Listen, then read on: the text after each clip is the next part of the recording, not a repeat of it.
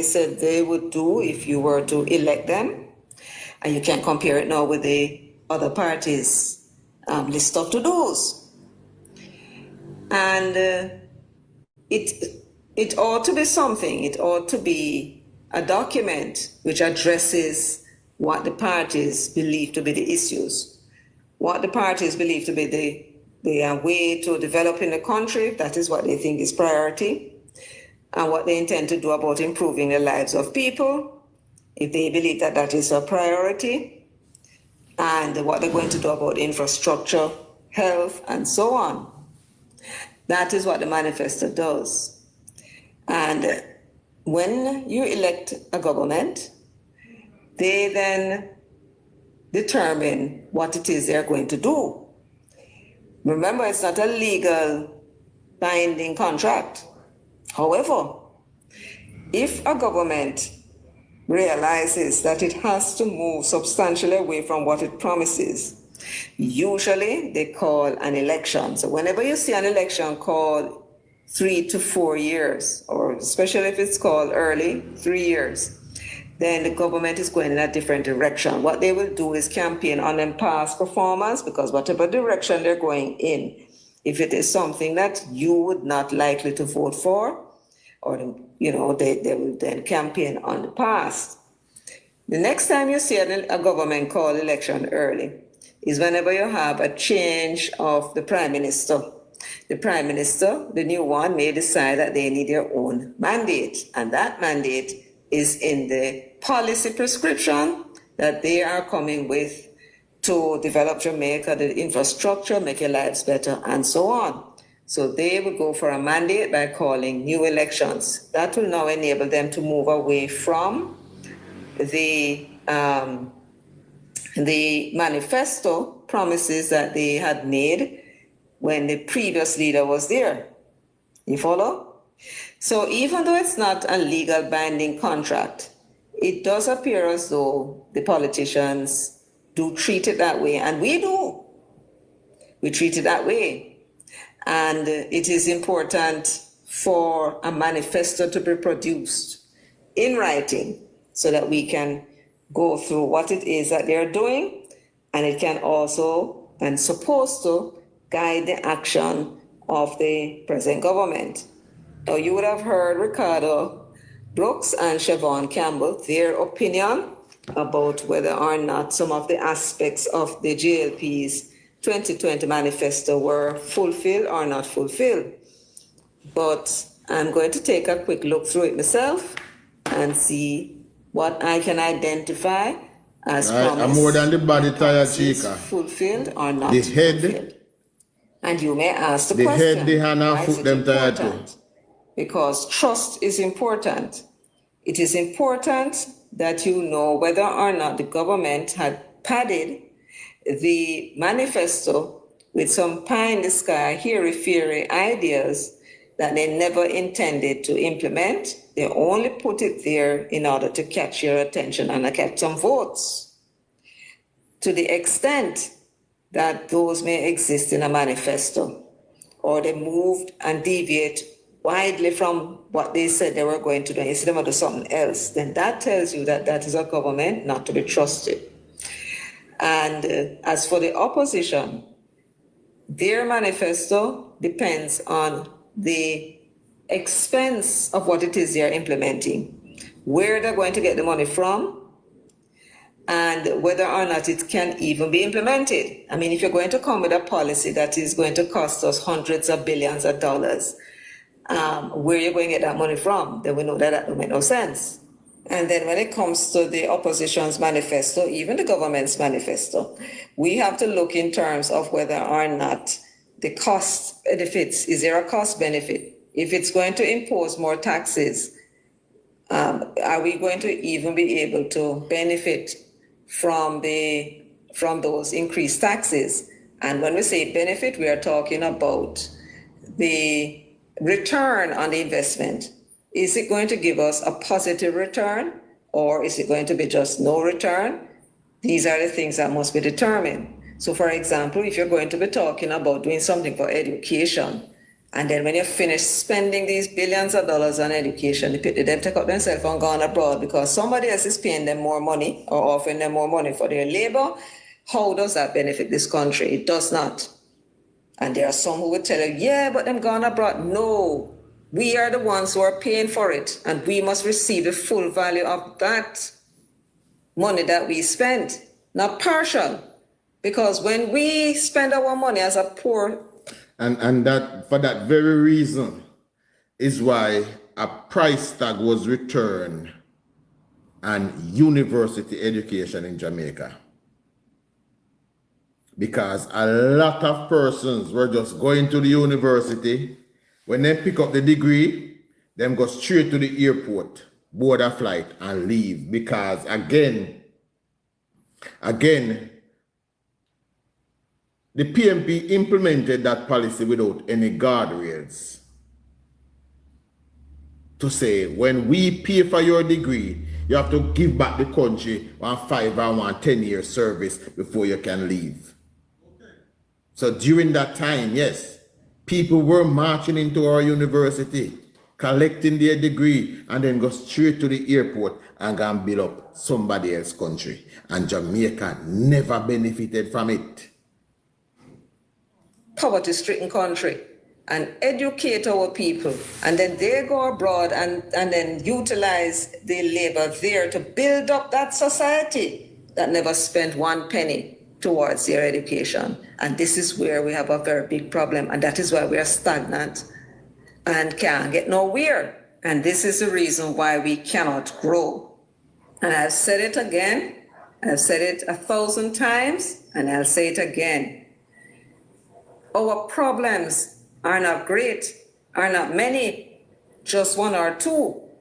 And the main problem that we have in this country is low wages. Low wages. It is a difference between we and other countries in the Caribbean. They are doing much better economically because they are earning more, therefore they are able to pay more in taxes, and therefore they are able to get more out of the labor that they expend. They are working, paying the taxes, and the taxes now can go and do more for them because they're collecting more. When you suppress your labor and have 83% of your people working $2.50 per hour in Jamaica with a high cost of living, then what you're doing is suppressing the growth in your economy. Too many people are poor, and therefore the way to solve the problem is to get the wages up, because the wage at the moment is being suppressed. It is being suppressed. We're deliberately not paying the people what they ought to be paid. And when we say ought to, we mean that when you compare what you're being paid here in Jamaica and compare it elsewhere, the Bahamas, the Cayman Islands, Barbados, United States, Canada, those are the countries we are competing with. And we're not paying our workers, and they prepare to pay them more. So they leave and they go, and so they get the benefit of our skilled labor, and their economy and their country is growing and being built by our skilled labor that they did not have to pay a penny for. We now need to put ourselves in the very same position. Once we lift the wages to equal or even above theirs, a foreign, and we don't have to do it one time, we do it every 6 months. And every 6 months, as people get more pay, the businesses will be making more money because people will be spending. So once we bring the wages up to them, what will happen is that our people will be coming back here in Jamaica to work, come build back our country, because they would rather be here than go anywhere else, right? You would have people from Haiti and Dominican Republic, Belize, Guyana, all over the Caribbean, looking to come to Jamaica, come work. So we will have the benefit of those skilled laborers that somebody else is paying for. That's what we need to do. But we have these slavers and these plantation people, these planter class, and them a whole other country. And we need to understand that we are on things, we need to understand what needs to be done in order to solve the problems And we need to put our foot down and make the adjustments. Because at the end of the day, those same planter class people are the ones who going to benefit because of them have the business. And the more people earn is the more that they spend. Facts. So our leaders need to stop behaving like jellyback men and women and do what is right to make the country grow. There is no way your country can grow when you have 83% of your people earning below what other people earn as minimum wage. Can't happen. And anybody come promise you and tell you, say, going to happen, this going to happen, and that going to happen, it's not going to happen. Because everything comes from the consumers. And if the consumers don't have the money, then they'll have nothing to spend. And if they have nothing to spend, the businesses cannot grow. And if the businesses cannot grow, taxes cannot grow. It is a simple matter. Why it's so hard for them to see that? They're afraid. Well, we need bold leadership. And I don't let Mas Andrew plan to give us that bold leadership this time around. We know we now look for that from the Englishman, right? Because him depend on something else. To him, loyalties are elsewhere, right? Besides something wrong with him. You know, him head up. So, this is where we are at. And there will be those who are able to afford to hire somebody maybe to look after the children, look after the house, who will not be able to afford it in future. But then again, as people, smart people, wherever there is a problem, there are those who use their brain, come up with solutions, and make an opportunity out of a problem. So you don't have to worry. You don't have to worry at all. Because as long as we're running our country for the benefit of the majority of people, the vast majority, then you will benefit too, somewhere along the line. Yes. This was the Jamaica Labour Party's manifesto cover for 2020. And just the visuals is important in an election where our people are asked to come out and vote. The future of our country and our people rests in the hands of those who come out to vote. They make the decision as to who they think is best to lead the country in a 5-year period. And we hope they get it right. And this, as you can see, uses the Jamaican colors. The green, the black, the gold, and they add the white as a contrast. So, because the people are being asked to come out and exercise their patriotic duties, and they look at a manifesto like this, it's going to appeal to them. They want to turn the page to see what's going on here. They are curious, so the message is already clear in the design of the manifesto. And they have elements, and we're in the table of contents. What the Labour Party did, and I'm sure they did, if I remember right, in 2016, was to present a 10-point plan. Don't put a whole heap of things in there, but it was 102 pages anyway. So they have this 10-point plan. My criticism for this manifesto, yes, Andrew Holness's popularity was in the 60s, I do believe, and it was well above the Labour Party. But you are in government, and you ought really to have, in my view, one or two of your other ministers and even one or two MPs in your manifesto. Just let the people see that what you have operating is a team and not a one-man show. And that is my criticism, because I did not see in this manifesto not even one minister. Most of the visuals about ordinary people, young people, older people, and so on, and that is excellent. But when it comes to the politician on the Labour Party side, it was only Andrew Holness that was in it. But then he was a man who was popular. I know that's true. I did not even realize that until she mentioned it with you. So that is my thing. I doubt very much that that will be the case in this manifesto coming up. I think that based on the achievements booklets that we saw, that you're going to see more of the ministers and the MPs and so on featured, So what we will be seeing will be the face of a team of people, because somewhere along the line, there's going to have to be a comparison between the team on the Labour Party side and the team on the PNP side. And it's which team that looks the best that will more than likely appeal to certain of the voters. So the 10-point plan covered building a stronger economy, and there's a breakout as to what that means. Governance, security, and justice for all, and there's a breakout. Equal access to health care and wellness for all. Energy and the blue and green economies, and they have the breakout. Building a digital Jamaica, building brand Jamaica for development, quality education for all, building a stronger Jamaican society, local government and community development infrastructure. So those were the 10 points.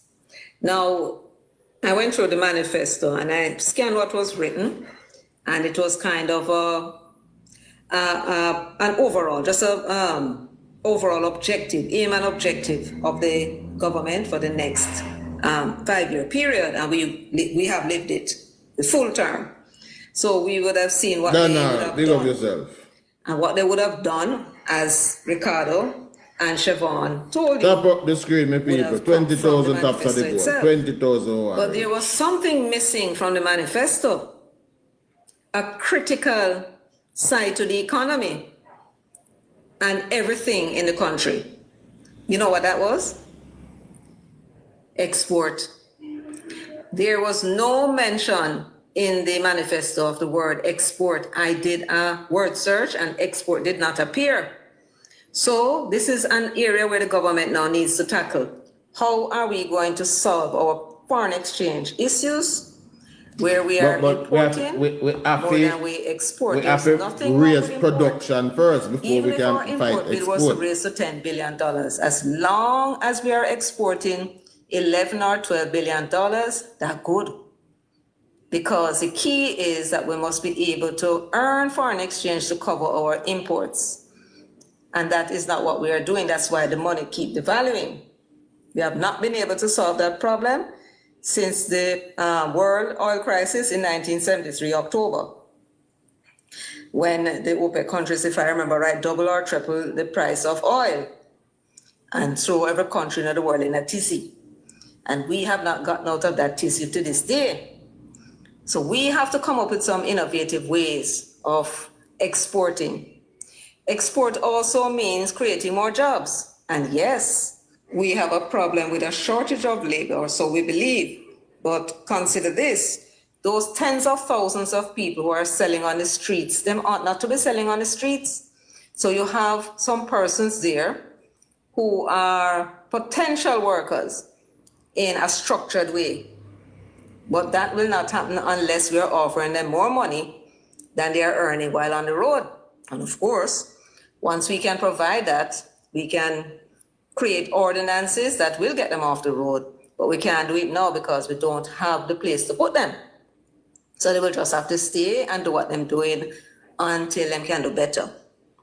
That's my view. So I would like to see, Mas Andrew, an export policy. An export policy, never mind about shortage of labor. Labor is there. And what is more, it is an opportunity to drive up the price of labor. Don't bring in any labor from no foreign to keep our prices suppressed.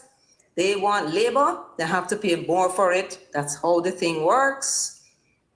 Compete for labor. So, export. The next thing that I would like to see, Mas Andrew, you see this thing that you're talking about, the crime and the murder rate going down?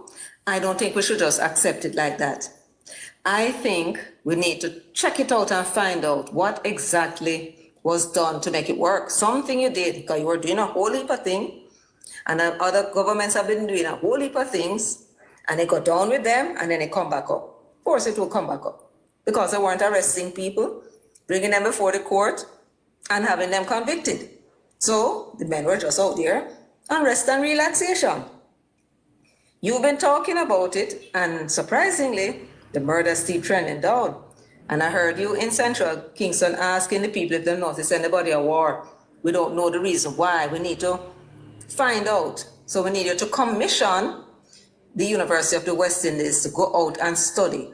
We need to understand which one of those policies worked, and then to pump more money into that, and the murder rate will go further down. You what I'm saying? Yes. So that is what I would like to. But Michelle, I can tell you which of those policies work. The policy that work while we are seeing a reduction in murder is simply putting the state support behind the Jamaica Constabulary Force, giving them the technology, giving them the number, and giving them the moral support. That is what work. Yeah, man, Michelle is a very, very, very, very intelligent person. To see. Now, folks, I want you to put in the comments section, what it is you would like to see the government doing, what you'd like to see in their manifesto for the next term, and don't afraid to discuss it amongst one another, because I'll come in there and discuss it too. So I think that's. Yeah, man, that is the part that work, and I'm gonna tell you, I'm gonna be honest with you. I remember about 15 years ago, I was having a conversation with a very high-ranking police officer. I think he was a assistant commissioner, I think he was. And he says then that one of the major problem the police force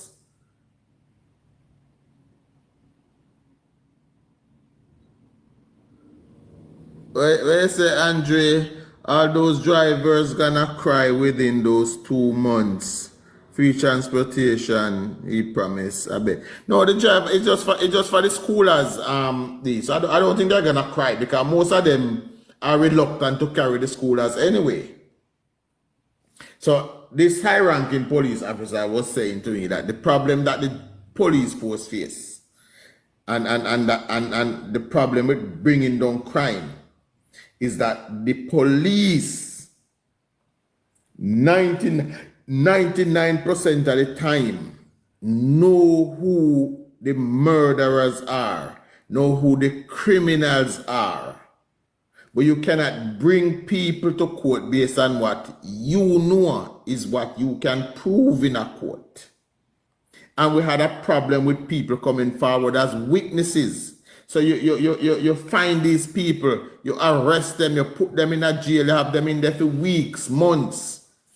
When it's time for court, nobody now turn up, come testify against them. You have to release them, then go back and then do the same thing. That was the major problem with crime in Jamaica over the years.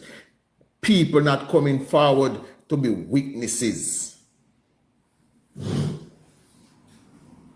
Well, we find a solution to that. We tell the police that they can either meet the judge or meet the maker. As long as they have certain people living in certain communities, nothing will never change. Nothing will change as long as they have certain people who believe that the law don't apply to them or they are above the law. That is why the presidents, sorry, not the president, that is why the promise that the PNP is making in their manifesto to empower community leaders. Now we know community leaders in Jamaica are dons. We know that these people are dons. These are community leaders are dons. So when they're offering in a political manifesto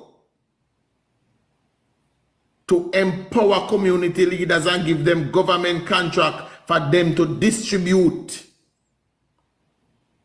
We've had that before.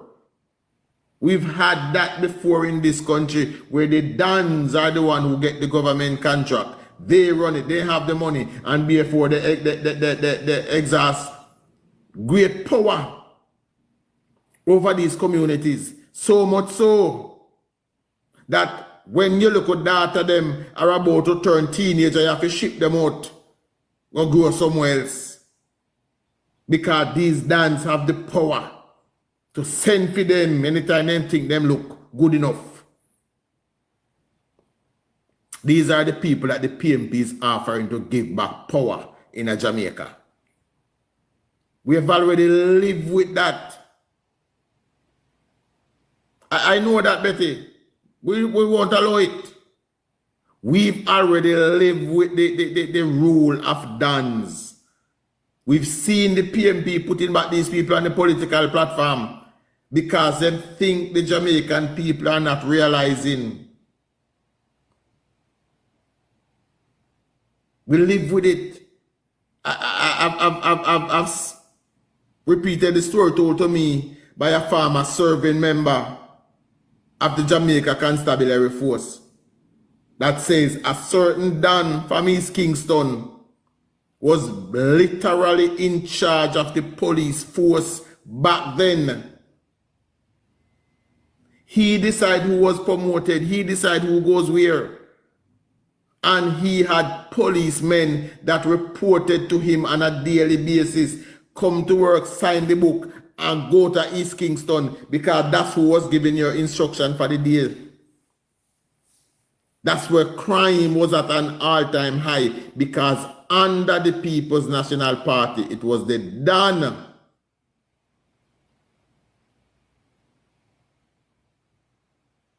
Max, big up yourself. Yes, it was the Dons that had control of the state. It was the Dons that were given the big contract. We heard of Operation Pride contract that was given to one Don. Another Don that was given a contract to build a fence around Hero Circle. Another Don in Spanish Town that was given a contract to deliver water that did not even own a single truck. A Don in Spanish Town was given the contract to deliver water to the people, and he did not own one single truck. But it was a way of fueling money to them. That is the plan where the PMP has set out, and they are brazen enough. They are brazen enough to put it in our face. We are going to give back power to the community leaders. We hear Lawrence wrote testimony that says the simple mayor was walking around giving out money because without the Dons to keep the people in line, the PMP don't have a chance in no election in Jamaica.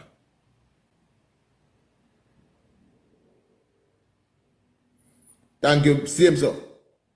Without the Dons to put fear into people, the PMP don't have a chance.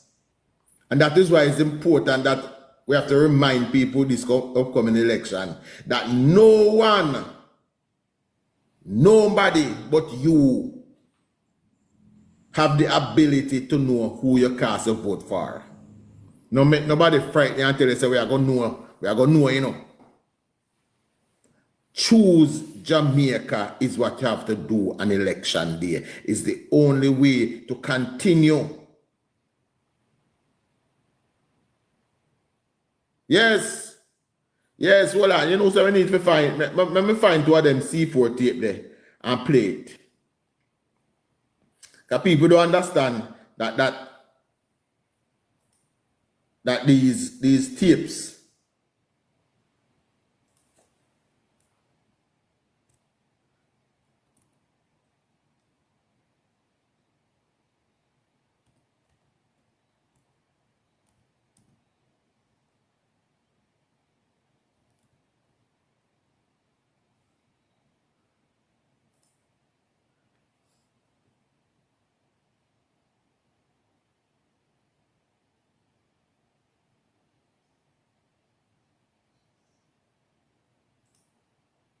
I started Tai Chi at 50.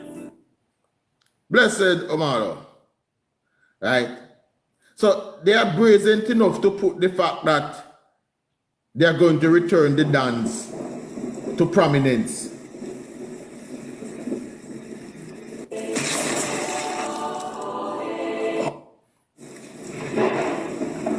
They are brazen enough to put that in writing.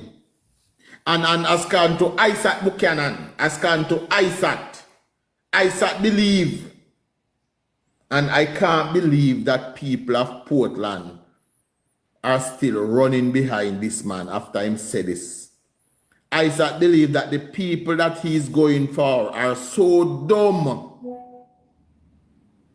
that even if he puts the plans in place, they will never be able to read it.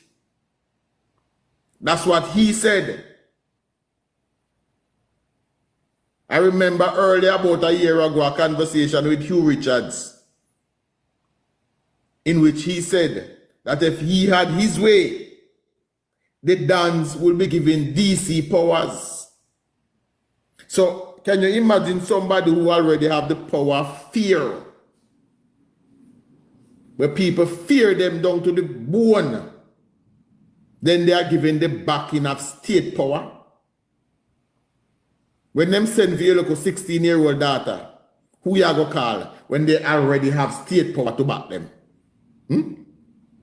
When they come and grape off your little 16-year-old daughter, who do you call when they already have the power of the state behind them? Who do you call?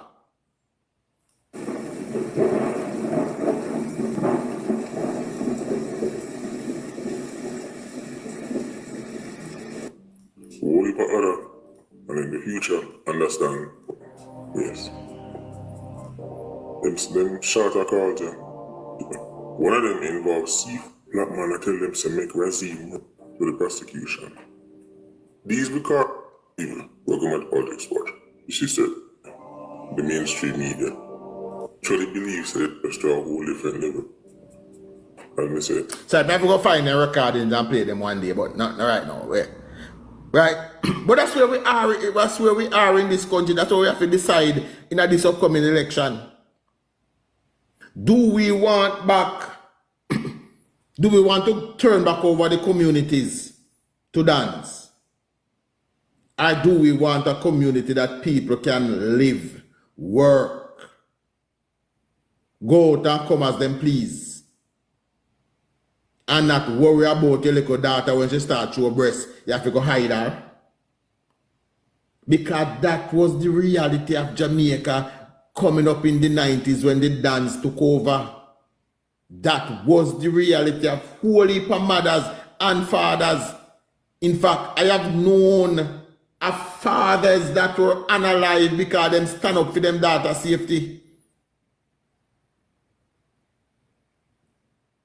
Fathers were unalive because them stand up to the dan and say, who, you can't get my daughter. And the sad reality is that no, you have to worry about your son too. The sad reality is that today, you have to worry about your son too. Because we see them have Andre Stevens on their platform. We see them have Jay Bryan on their platform. So the sad reality is that back then, you used to have to worry about your daughter. Today, you have to worry about your son too. Right? So we have to reject the done policies of the PMP. The policies of saying, remember, the spokesperson on national security said it, that spending the money on the JCF is a waste. Their policy during their last 4 years in government was to drive around under this disguise of what was called the Peace Management Initiative, was to go around and pay guns. Not to get the guns off the street, but to pay dance a year want to fire none this week. We're going to run a thing. We have to reject that policy and keep a government in place that is willing to spend the money on national security, give the police, the military, our border agents the necessary resources that they need to keep the country safe. We have seen the difference. We have heard the talk on the platform. Hold on again, let me find. I like to find Peter Bunting's speech and play it, and I don't want people to believe, say, when we talk, we are tell lie, we are pick on Peter. I don't want people to believe, so when we talk, we're telling lie on Peter.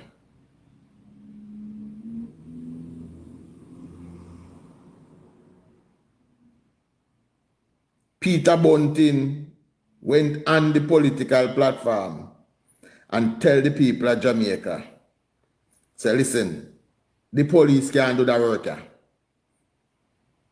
Right? And now he's coming back to tell a government that is willing to invest in the police. Say, listen to me, you are wasting people's money.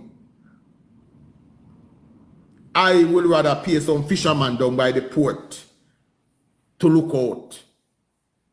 Then me turn one of them in a Dan, and then him run off the fisherman in the port. And then that Dan now become the largest importer of firearms and ammunition into Jamaica. But the concept is, as long as we are bring them in, nothing wrong. That is their concept, not ours. That is why under their administration, they fail to invest in our national security. They fail to invest in the Jamaica Constabulary Force. In fact, I can point out 2 occasions on which they have gave up on the Jamaica Constabulary Force. They did so in 04-05 when they threw their hands in the air and went to England to find people to come and run the Jamaica Constabulary Force. Yes, that's how we get people like Mark Shields in Jamaica. And even though, let me say we can defend Mark Shields a little bit. Even though they brought them here, they were never given the support.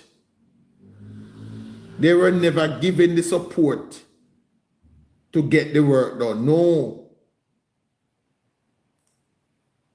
They were brought here and still thrown out without a paddle to let them go up the river, because the PMP always prioritize their dons above all.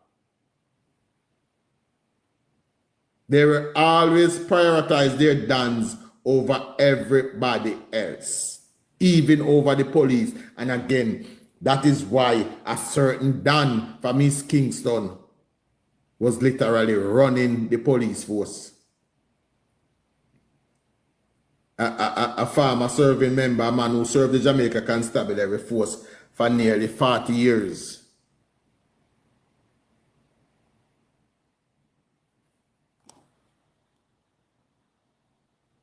Yes, I remember that. I remember that, Betty. Yes, I remember that. The man remind me of a gentleman that he remember the gentleman first day on the job on the Jamaica Constabulary Force. The man could not read his own name. He could not read his own name. When he was in the book that morning, well, he could not read his own name. 2 months later, when he run into the same gentleman, the gentleman was a sergeant. 2 months later, I remember this is being told to me by a man who served the constabulary for nearly 40 years. 2 months later, that man who could not read his own name to sign in at the book, when he meet him later, he was a sergeant. Morning, Shika. Good morning. Good morning. Good morning. But Mr. Bunting say a film plan on I use now. That was his latest utterance, that this police commissioner is using his plans so he would not, the PNP government would not get rid of him. But there was something very important that was said on a live. I think I was passing a live truck, and I always hear you say it. The ladies say it is the first time there's an election coming up and they are not being terrorized in Tivoli Gardens. It is, she said, it is the first time, Chuck. So when you say them utilize the police force as them personal or give it to them dance, It to them dance. it brought me back to that comment. The lady said at the first time there's an election coming up and they are not being terrorized in Tivoli Gardens. That is something to think about, Megan. Which seems to be constantly on. Well, this is the gentleman who said, this is Peter Bunting's plan, gentle people. Listen to me. Which has rampant and brazen criminality in several communities, looks to this man to help craft effective policies to slay the crime beast. Now, however, National Security Minister Peter Bunting, in an emotional display, believes the lasting solution to deal with Jamaica's crime problem has to come from above. Clearly holding back tears, Mr. Bunting said this is a dark time in his career as minister. I think after 15 months, I am convinced that the best efforts of the security forces by itself will not solve the crime problem in Jamaica. But it is going to take divine intervention, touching the heart of a wide cross-section of the society. Mr. Bunting suggested help from the heavens is needed by way of the Almighty, touching the hearts of pastors, business persons, and politicians who would then take appropriate action. And using as the instruments of the divine intervention the ministers fraternals, the academics, the business community, those persons who work in the NGO community, those of us who are in political service, all to try and make an impact. Until then, however, the minister told the gathering that based on the numbers, it could be perceived that the crime beast is winning. His voice broke during the declaration. He tried hard to control his emotions. I'm not embarrassed to say that right now, as Minister of National Security, I'm going through a kind of a dark night of the soul because we're trying very hard at the ministry. I see the men and women of the security forces trying very hard, working night and day, long hours. I see the leadership, capable, competent, professional, both of the police and the military. And so much effort is being made, and yet so little headway, such slow headway is coming out in the statistics. At one point, there was a pause by the minister. He needed a moment. And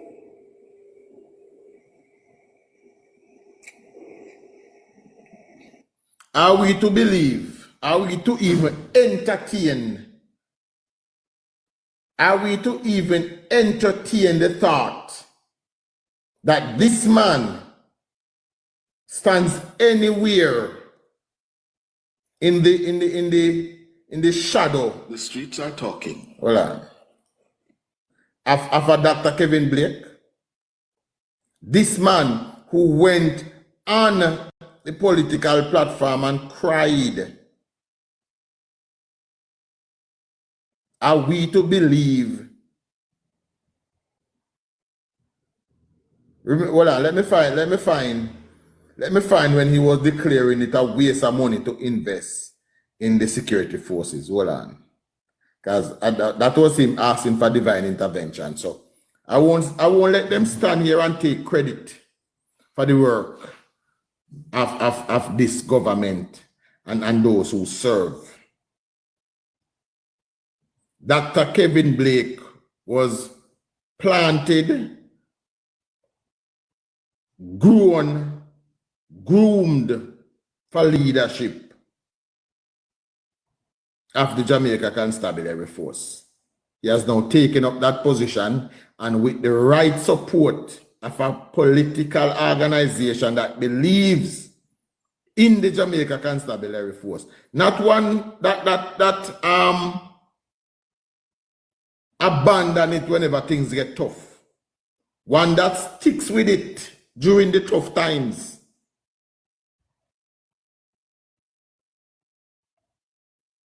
One that sticks with it during tough times. We don't run and go to England, go find people who can run it, and run, go on stage, go ask for divine intervention. But now when you see the work, you're coming out to say, oh, this is our, no, Mr. Bunting.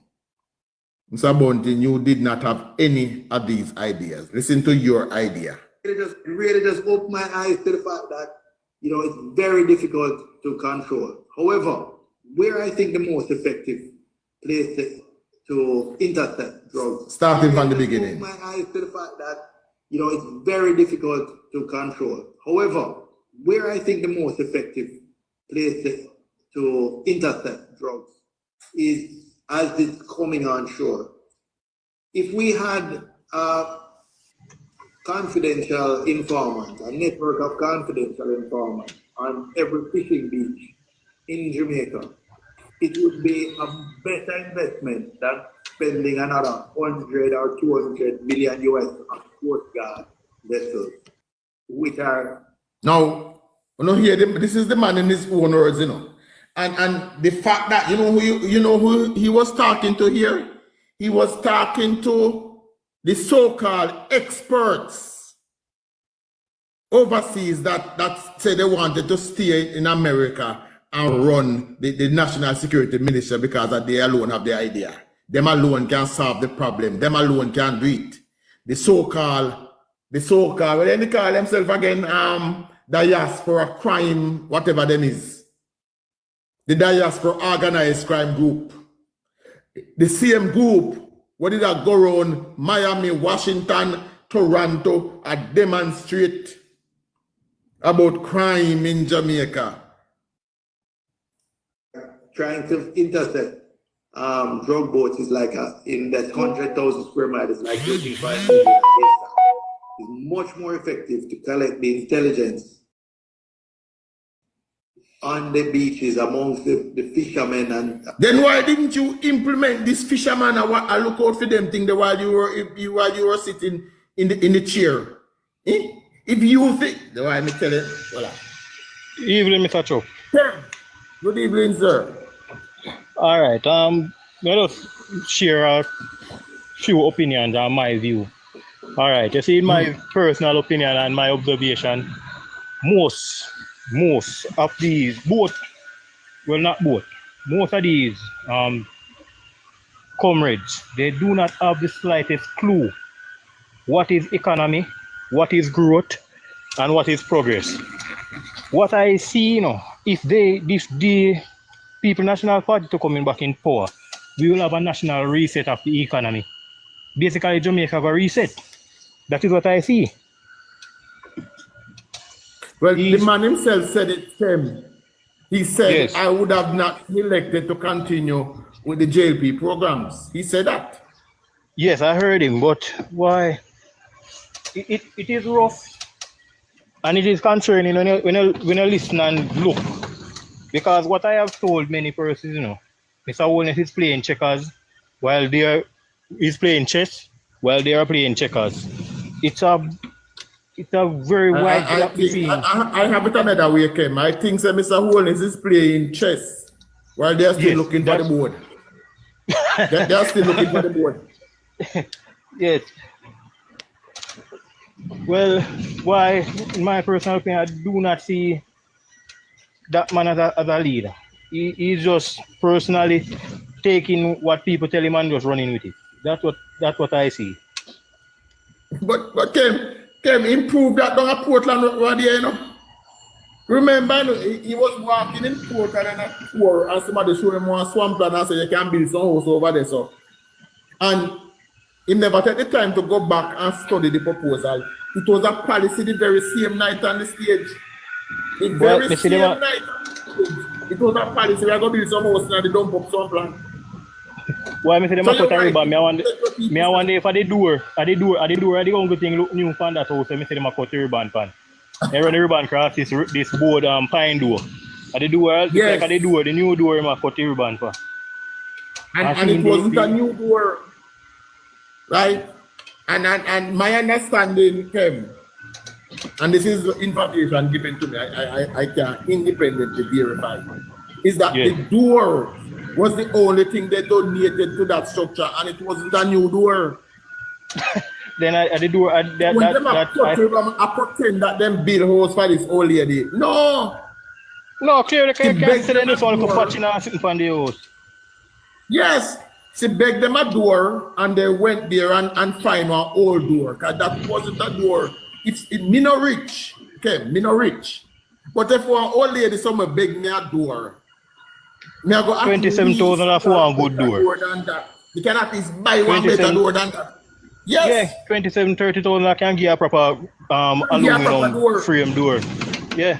Not to mention somebody that has the monetary backing that these people do. When you see it easier to go find one old door to the rubble, put it on the lady house, and then have this big ribbon cutting ceremony. Another one where we say a gentleman dog a man to go be I use half-inch pipe around water, say he must supply water to a community. Now, which community in the world can you use half-inch pipe around water to serve 10,000 people? It's like a standpipe thing in do or come up standpipe. I pipe even bury. You can see say pipe run pan top of land. In a 2025, the PMP still go in run standpipe. So the little girl they gonna have to go standpipe go be there, go standpipe go. In the day when anti-Holness are trying to get people to stop carry water, the PMP are run standpipe go in our communities in a 2025. Andre Harton. Probably you're more knowledgeable about something. Let me ask you the question. With the housing program, you know what too? You have the indigent that are yes, and the work. The one yeah. All right. With the Holness, is it a case where all of the MP them get a certain amount of house for the year for issue? Yes. Every MP, both sides. Yes, every MP is allotted 5 houses for the year. 5. Oh, okay. The labor rights don't get no more than the PMP. Every one of them get 5 houses. They can recommend 5 persons per year. And those will be the same concrete house that Mr. Holness issued, right? Same concrete house, yes, man. One design, same concrete house. But all this time on the media, I've not seen them cut a ribbon for one of those houses. No, I think I know Anthony Hilton got 2. That means that we started the program when 2018. Make we take out the COVID year the more tight. So let's say we started it back 2021. So 21, 22, 23, 24. So 4 years. So each MP should have handed out 20 houses by now. I know Anthony Hilton. Yes, Anthony Hilton, I know he gave out 2. Yes. I know Natalie Eater gave out 2. Right, but the PMP members of parliament are not recommending people for these houses. They're not. No, then the names that you're calling, I'm not referring to the JLP, you know. I'm referring to the PNP because I see Nikisha Burchell, where she says she get assistance from private investor to be a little board house, gay ladies. We don't even have a step on it. So what happened to those houses that they get to these people, the residents? They are willing to let their people suffer because them say if they recommend the houses, it's going to make the government look good. This is what they have said. This is what they have said. They will not recommend anybody because they will make the government look good. So yes, while they do have the houses can be recommended and people can benefit, they are not willing to do it because it's going to be deemed as them giving the government a point rather than them helping their constituents. That'd be like a mother where I say, she not give pitney, she not going to make your father see pitney because her father not give her no money. So exactly. Basically a hostage, them a hold the house against the people. Them a hold the people as hostage. Right? Yeah. That is their thinking. We now do it because them are gonna look good. So I see and you know what even would- and- Mr. Patmore, Paul Patmore, down in there. I build some little 10 by 10 board house and give people. I have spoken to Mr. Patmore. If your intention is to serve the people, partner with the government. Tell them say you have 10 people who want this thing, and me have the land. Me have something. Come in and build good houses and give the people. He said no. And you know what they would do if the government bypass them and trying to do it for the people? They would come and stop it. They would come and cause problem and contention for it not to happen. Because I'm going to say, Well, boy, they might try capture the for them voters and for them constituency. We've seen where a member of parliament was making an attempt to repair a road in Clarendon. And I am from PMP Clarendon. I am from the neighboring community with Mr. Barneswell. I wasn't there, but I got the video right away. Right, all right. And he brought Badman to stop the member of parliament from fixing the road. And up to this day, that road is not fixed. Thank you. Okay. You want to stop the road is to benefit the people and somebody will fix it. Why would it be in your best interest to stop them from fix the road? This is so sorry, the road. This is so politicized. These people I saw he made a post, one of his most recent posts about the water truck with Jamalco. But he said something in it and I was wondering, because first of all he said he approached them about them providing few trucks and getting the water from the Jamalco water wells to supply the people. But then again he said they wouldn't supply the trucks, so he said he would supply the trucks and they would give him access to supply the water. But then again he came and said Mr. Charles, the Jamalco gave Mr. Charles, I think it was one truck, and he was they were but his words were that they were giving water to selected JLP supporters. But in the midst of all of that, he did not say anything else about the trucks he said he would supply. So seeing as Mr. Charles is accommodating his persons, go ahead, get your 3 trucks as you said you would, and access the water wells. He said nothing more about that. You see, Colonel Charles Jr. is somebody that I can vouch for that man. There is no way Colonel Charles Jr. will ever send a water truck in any community and say only give labor right water. There's no way it will ever happen. Right? There is no, I can vote for that man, Carrie, that will never happen. Right? But as we said, the problem is, one of the problems came is that these people, they will always accuse you of the things that they will do.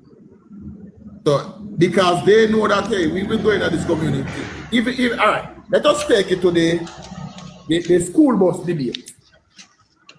When you can say, now go just, get some taxi man and pay them to carry the people.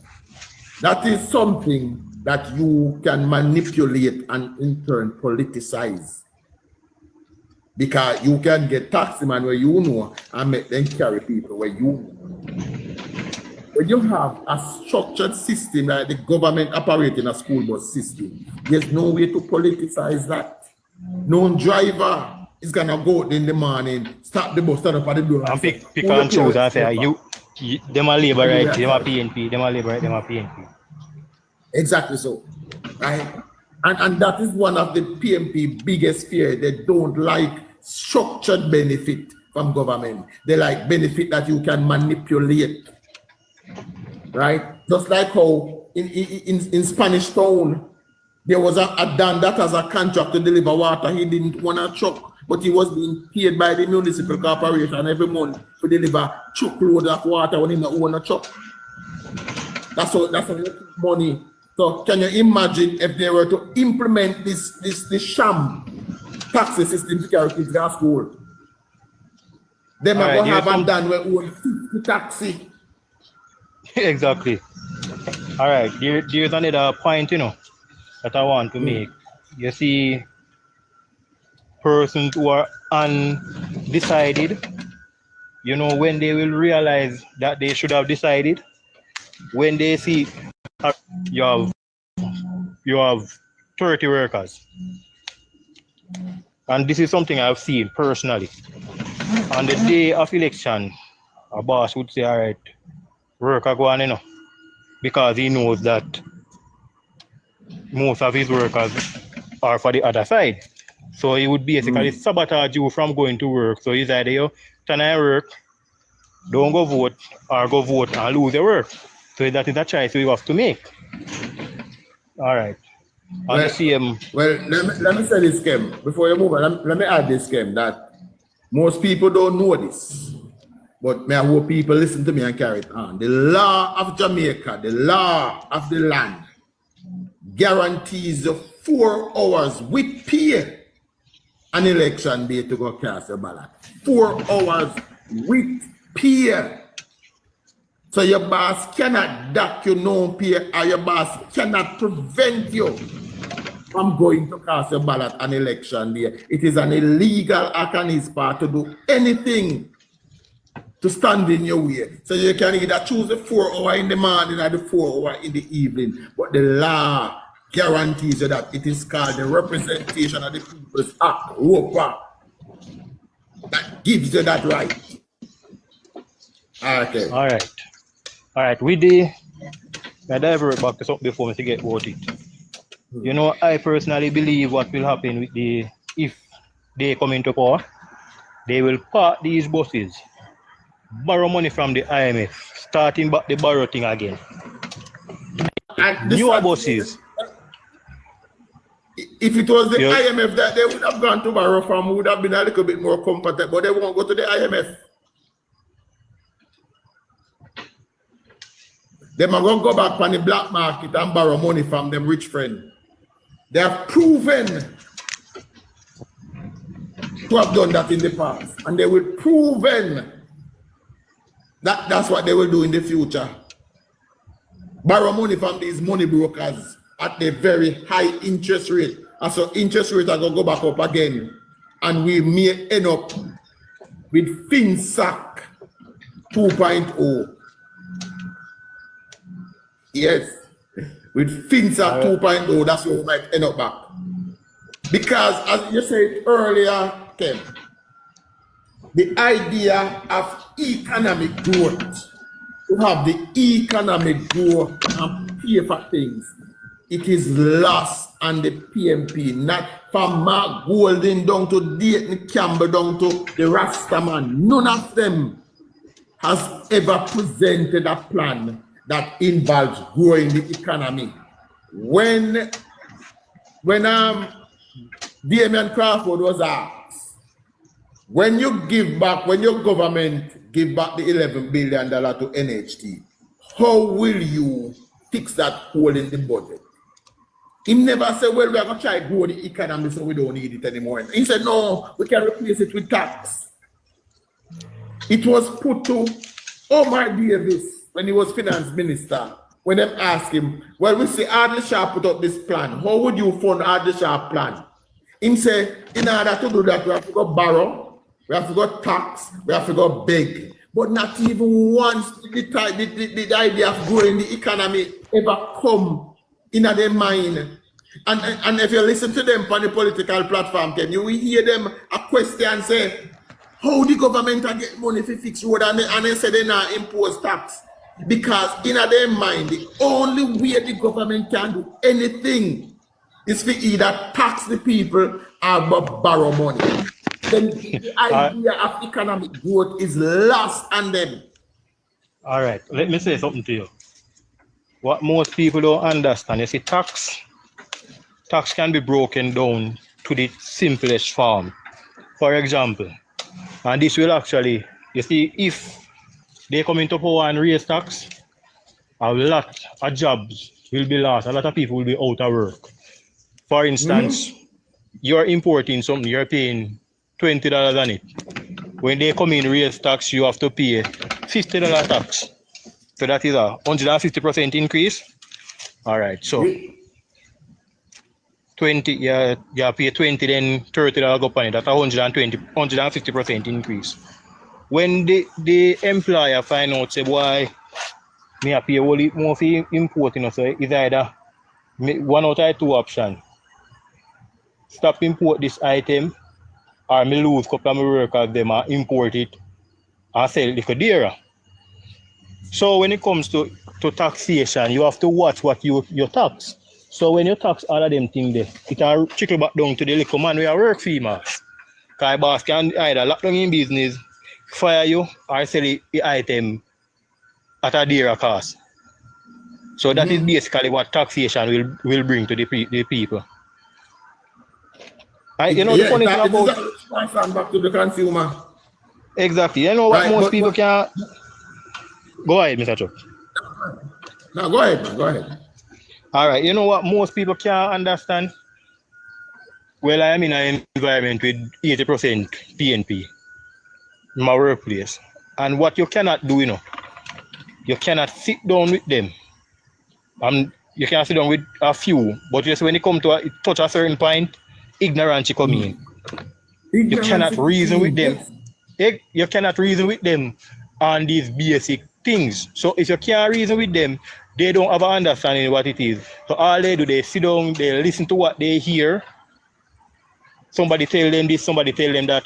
I was debating about the Prime Minister's housing plan and the indigent housing plan for about 2 weeks. Yes, that's I forgot his name. I think it's Mr. Mackenzie response for the indigent program. Yeah, that's Mr. Mackenzie, the local government ministry. Yes. And I was debating with a few of the workers about it for about 2 weeks till I found an extract where somebody was breaking it down. Because their thing is that what they're saying is that with the housing program, if Prime Minister man build the house on your land, then when you're dead, he can't take it back. And I'm explaining to them, no, that is not it. But you can't tell them nothing because they hear everybody say so, and they can't tell them nothing. But Kim, how do you take back a house? A concrete house, so you take it back? Well, the concept that's what them to figure it out. A concrete house on your land and can't take it back. No, what they're saying is that they will take. No, what they're saying is that the government would take your land. So they would take your land with the house. But I'm explaining to them, I tried to explain it so many times, till a few of them sit and really understood what I was saying. Where the indigent program is where persons have, where that's, you know, they don't have it. Nobody knows, do they see them? Nobody take care of them. Exactly. Nobody not take care of them. You see, I want to look nice in the background, but I work with this, but I really see them. So, the government allocate a piece of land, build a house on it for that person. What they go as far as take care of the person till the person pass. So what they would do now is find somebody else of lower means and give them that house. So it's not a case where when the person dead, family member go running because they say big house build up. Family member running and say, I'm a great grandfather man, I will take care of him. Because they know say when the person dead, they have enough of their mind say they will get the house. And I'm explaining to them, no, that's not how it works. It is under state care. So when the person passes, somebody else of lesser means would get that house. Yes, would get the benefit of that house. I've go as far as explain to them that. But Kim, I had the very same conversation with some comrade one night on this very platform, you know, when I try to explain to them the same thing. I'm saying, an indigent person, somebody will have nobody to look out for them. Nobody not feel them, nobody not feel them. Not the government go take up this person and build one house for them and say, yes. Why would I accommodate one opportunist now we are going to run in and say, all right, let me just sit here and wait for them to get the house? No. No, I will not support that. If you were somebody who did not take care of the person, you're there with them, yes, I would appreciate you getting that. But the person that most of these, you see them, when them complain about even hospitals where people are asleep on bench in a hospital, what most of them don't know is that probably about 50% of the people when you go in the hospital go see every day lay down in the waiting room for some bench asleep. Are what them called social patients, you know. People can go to the hospital and go back to them. Exactly. Right? Just to left them there and go back to them. The only time them turn up at the hospital is when the person become deceased, them go back to the death certificate so they can go collect whatever insurance they left there or whatever is there for them to collect. That is the only time them go back. Right? So when the government take people like that and give them a little space to live, nobody should ever be running in to claim any dead left, as we call it. They don't just put them in the house, you know. Medical appointment, doctor appointment, they take care of all of that. Mm-hmm. But the bottom line, you cannot reason. You see, we know the government has now trained over 1,000 community health aides to go around and visit these people and make sure that they are up to date, right? So listen, as I say, it's a very difficult conversation to have with some people whose minds are not evolved enough to think for themselves, but them sit down, them hear somebody say something, and as long as that person has said it is law to them. Exactly. It is law. So what I realize with these persons, you know, they want the lawlessness and the careless living and the free for all. That is what they are basically. That's what they basically want to vote for. Lawlessness, carefree living. A man come give him 5,000. Yes. So when every month or every time something keep on, you can go check out man and say, oh, you bigger thing man, you man give you 5,000. That what can that do? But at the end of the day, they can live and behave as free as they want, do what they want, and nothing. So basically, that's what they're voting for. You see, one of the cry where you go hear every day is them always tell you say, me know one woman we have 5 picnic and minimum wage can't help her because minimum wage lower. And my question is always this. When you have 1 picnic, minimum wage can't help you. When you have 2, it can't help you. When you have 3, it can't help you. So you get to 5. Where is the personal responsibility in all of this? Where is the personal responsibility? There's no room for it. The other cry they have is, boy, nothing now go on. Nothing now go on. That's the cry we hear they have. Nothing now go on. The back cry. Yeah, and you know, I actually raised up a co-work about the same thing. You claim that there is not that enough work. Go out and create something.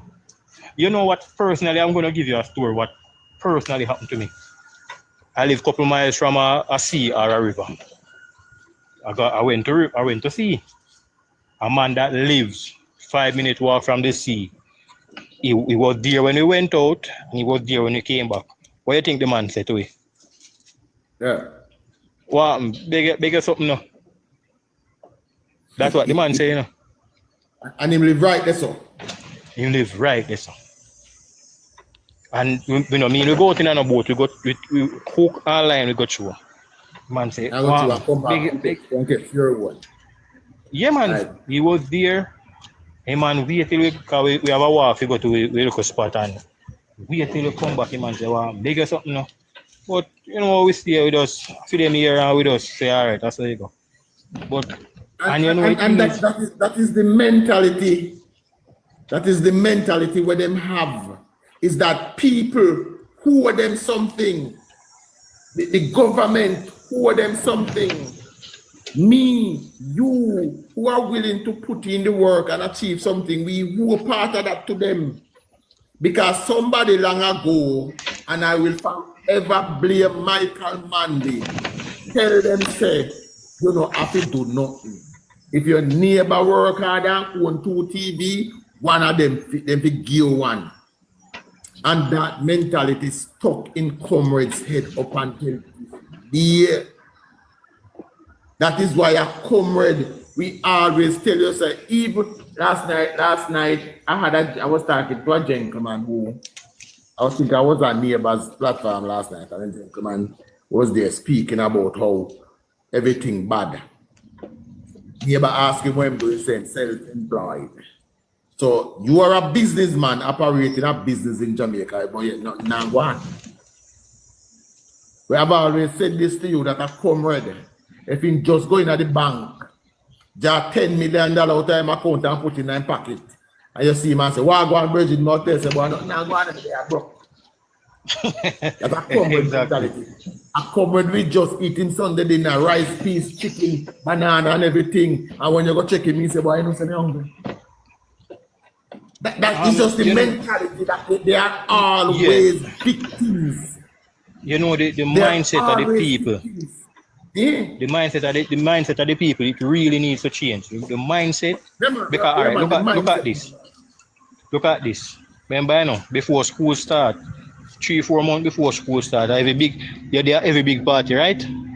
You buy 300 makeup and you buy NEC Moscato, Crown Water, Rum Bar, Street Vibe, everything, right? You see August coming, 20th of August. You start post up, you start call your family member, friend, boy, nothing go on and school soon happen. Boy, I don't know how people are manage to go back to school. I mindset, you know. You know, remember say before August, in a early August, party I keep bus down, we gotta buy lace front, we gotta buy DRS, this I buy, DRS that I buy, but nobody remember about school. And you hear them come out when late August. Boy, government now do nothing to we. They can't they nothing will give you a little work, nothing at all. But if you did put them even one back line is right now, depends on the liter, 10,000, go to 16,000, because in a party at 20,000. 20,000 I could supply the uniform, shoes and bag. But no, nobody not think about it. Everybody I think about the party, because this a party I can't miss me, you know. So it all come down to the mindset of the people. One of the things where I always surprised, where always shock me, Kim, is that everybody know when school are go open, but it always seems to catch them by surprise. Yes. Everybody. Yes. Me, as a parent, the moment school lock, me start think about school opening. So when we can buy in a June, I buy it in a June. When we can buy in a July, I buy it in a July. I remember, I always say this was my parenting moment when I know say we did fit in at the road. I remember one time I was walking downtown. I had a daughter going to Queens. And I walked downtown. Remember, I know I feel peckish, feel like me need. I go look some food or something. But I was on King Street. And I have the money so I go buy some food. At the same time, I walk past Joseph's. At the time, the blows that they were wearing, I could only get it in Joseph's. Right? And I walk past Joseph's and say, shit, you know, so many 2 blows. Yeah, later I eat something. I'm going to Joe's and I take the money and I buy the 2 blows. And I said, that is so me know, you know, so I'm fitting at the parent role. Right? Because me take that opportunity, me never put it up, me go buy the 2 blows. Yeah. Put them proactive, you know, reactive, very proactive. No. Yeah. You have to keep, then you have to space them out. You never make the bird in a September morning come back for you when the last of August is still a run up and down. As I say, I call the people overseas. Bag and buy put on. Book vouchers and them something. No. Yeah. When school come back, everything if you think about 1 week before school and you carry child or do what my father used to do. Put your foot on cardboard paper, mark out your foot size. Go buy your shoes. All right. Go buy your shoes. Yes, man. The good old footprint. Yeah, man. Somebody in the comments say me should have teach a person how to fish. This is the next thing. Me I give you next circumstance happen to me. Not now go on. Work slow down then. Me not go say not now go on, cause you know I feel them thing that. Work slow down. Me have a pause, you know what me do? See work slow down about a week. Not even a week, couple of days, I may say alright. I don't say me have a saw ya. Buy me gallon of gas, buy me oil. In a bush me town. We come out from me they want look out party one bar day. I come out and I go buy a drinks. One of you there bar. Why am I beg me? Yo, if one special man, 150 special at that time. Give girl the $200. They want on cheap as no man, $200 that. Do me I do, I go away and come back. Go away, you know. So me alone did this. So I say, you know, more somebody say me throw to the wood them say get them to his spot. Link you see him youth. Go as far and tell him man say boy, can get $3 grand a day, you know. Just come to you know which part me they can far from where you them me there. Just come in there man, you can when you don't do a portion of work, I mean I will tell you say come work for $3 grand for you whole day. You say come through. You say alright, yeah man, I'm on him. We did it till 5 o'clock. I don't. Yes, man. Did it till 5 o'clock. I don't see him because I end up carry juice the next day. So I never go back at the place. So I go back there, walk up in my next time and he might look for me, I look for him. He might look for me, I look for him. I go in there by come out, he look for me, he look for me. Because I know. You know, you know. He not going to make it again that time, you know. No. He not going to do it. And I've seen that several different instances. We mason work, tell a man say, come mix some cement to get a $4 grand a day. We make sure tell a man we may pay before he come in. If we don't have your money, we not tell you to come. We rather box it out myself and do it. Tell a man say, come and work. I know a funny part, you know say, this youth here, I report him and I come report from me. I don't know where my report a station for, but I report my come from report. I tell the youth say, yo, come through, money did it, just come work. I pass that man sit down back I want doorstep around the back of one yard. I look for him, he look for me, and I go my very way. So at the end of the day, a man like that can't come to me about nothing done. And mindset the man have. One, and them same man of the lowest Christ and nothing not go on. Right, but when them tell us that nothing not go on, nothing not go on means that nobody not go hand them something. Exactly. It's not that the opportunity don't exist, it's just that nobody now go hand them anything. There are places I may see workers sign put up workers needed, male and female. And you would have never see a man go say I'm go do it, but you are. If you run bar, you can find 10 men and at least 3 women. Also you see, also then go to work. So it's easy if you beg a man 150. If you beg 5 man 150 for day. You're alright, you know. And you go home, go bounce, go search to find something to eat. You get your cigarette and your special feed, you're good. You don't want more to something important. I remember a couple of weeks ago, we had Craig Oates. Craig Oates was here and he was asked one thing the people don't keep this they need most. And to be honest, I was expecting him to tell us about the road condition or the water condition or the light condition or, you know, the opportunity. And he said, one thing believes that the people need more than anything else was a change of mindset. Change of mindset. That is it, because your mindset not change and I'll go work. I've seen this I see this brother posting on TikTok where he must show goods. You can look on the goods and judge say roughly 100,000 out of goods right away he must show on the video with him son. Something like that King brother name. And the man saying son go out. That video. Yeah, the man saying go out 1 month and the man admit the fact the son was doing very good. But the man saying can't bother with it and he now go back. That is why his 19-year-old son look on the father and tell him. So with a man like that, what are you doing in your house? You have to go find food game, you know. What am I doing in your house? Change your mindset. Looking at yourself and say, boy, you know, say this now work out and me have a try, you know. You have a man give you every amenity you need You know much money that wish their father would have give them a start like that, or much daughter that wish Yeah. somebody would have give them a start like that. All right. But most of them, it's just like they don't appreciate it. They don't know. Like, They don't know how to appreciate it. Right. But as I said, that is one of the things where this government are trying to do. That the change how people think or government or what. Listen, most people I believe say if you're a member of parliament, come on your night, come buy rum. Come on your drink out, come buy tobacco. That make him a great member of parliament. So, you know, the roads not have to fix, the water not have to run, the light not have to fix. As long as he come on your night and buy rum, that make him a good member of parliament. That is not the job of your member of parliament. And you know what happens with these people too? You can come back to mindset, you know. They are I know selfish. But you all see yourself. That's the word. You all see yourself. Exactly. So if you have something to do with you, you're good. It no matter if your neighbor, it affects something affect your neighbor. Once you're good, you're alright. I don't know, say the same thing will affect your neighbor today, it will affect you tomorrow. Well, you see, let me tell you the story of the priest in Germany during the breakout of World War II, you know.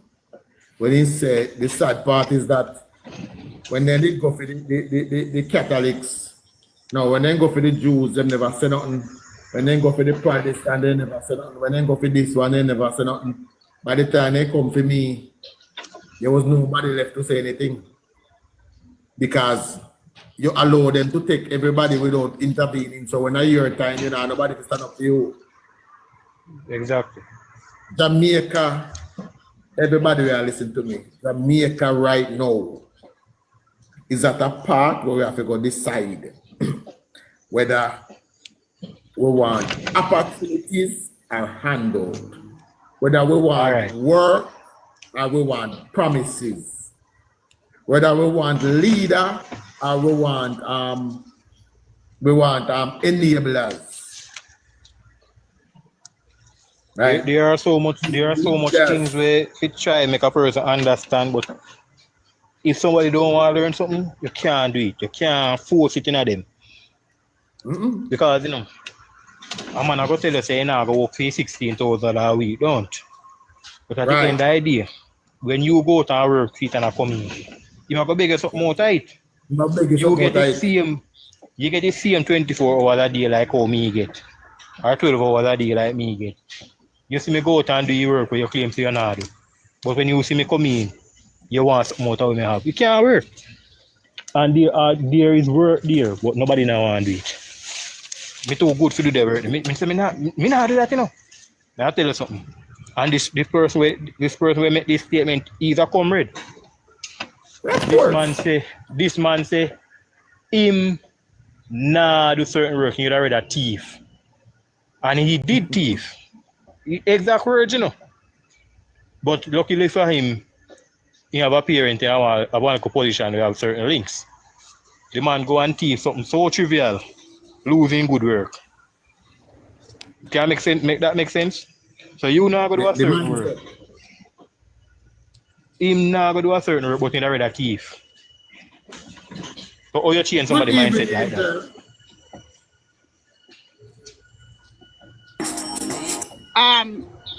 Good afternoon, Chuck.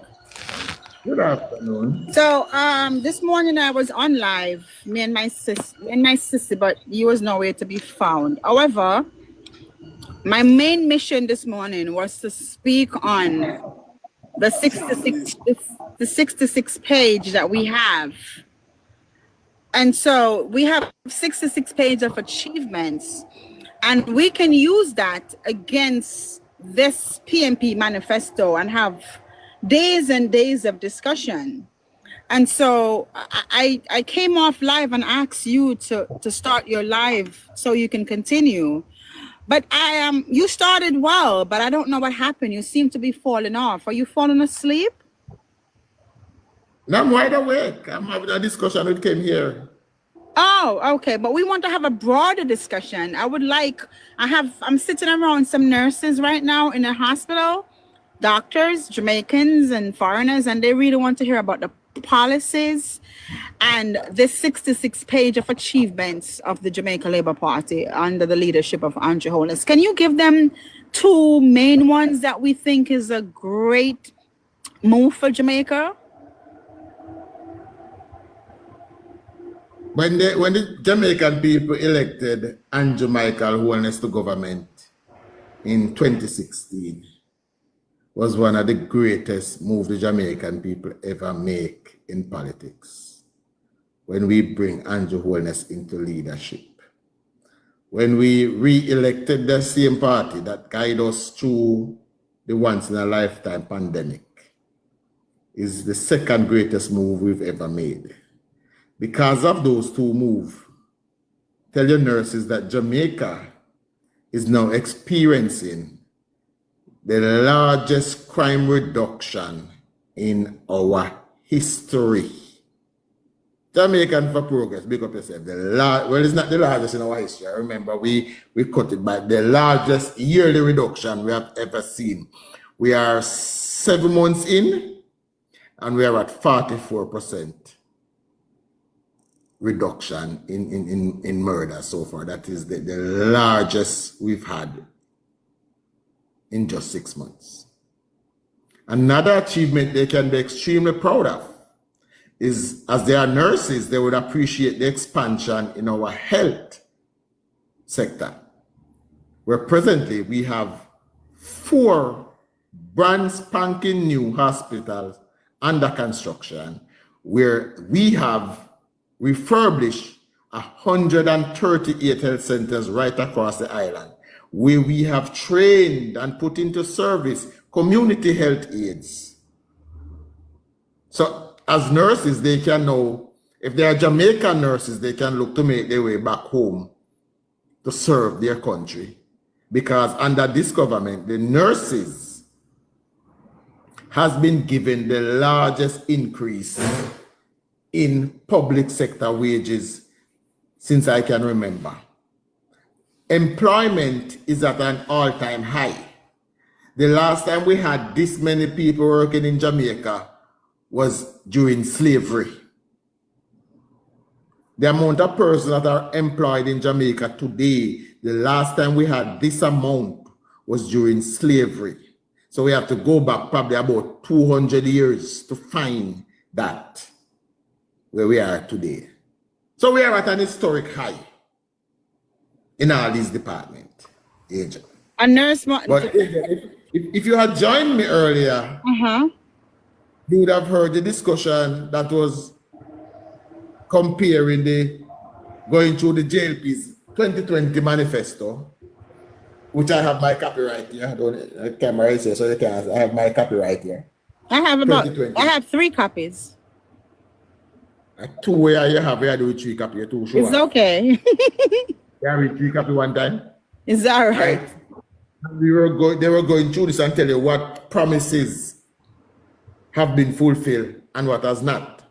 And I can say this, the 2016 manifesto, by the 2020 election came about, that manifesto was over 90% complete. The 2016 manifesto, by the 2020 election, that manifesto was over 90% fulfilled. And the 2020 manifesto heading into the 2025 general election is well over 90% complete also. Well over 90%. And I can say this because, as you see, I have my book. I have both this book and I have the achievement book. And if you compare them side by side, you can just tell that this government has come to my prime minister who don't make promises, he makes commitments. And when he makes these commitments, there are contracts between you and him. That's what we have today.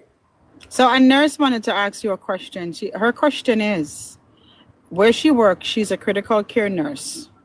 The hospitals in Jamaica, are they the same standard as the hospital in America? Critical care, and do they have equipment that they need to do their work Well, if she was to move to back be to honest, Jamaica as a nurse? to be honest, Angel, I don't have experience in American hospital to tell you that they are the same standard. That would be disingenuous of me to answer that question. That question, well, let me see where you was. I say you are blind to what? Yes, of course I'm blind. Yes, it would be disingenuous of me to attempt to answer that question. I do not have the experience in American hospital to can tell you say it's at the same. But I know that the standard that we're at, we can rival any country in the world. We are not perfect yet, but we can stand up amongst the best in the world. It is the greatest improvement we have had in probably the last 50 years. We have never, apart from when our last major hospital was constructed under the Jamaica Labour Party, started in 1967, completed in 1972, and that was the Corner Regional Hospital.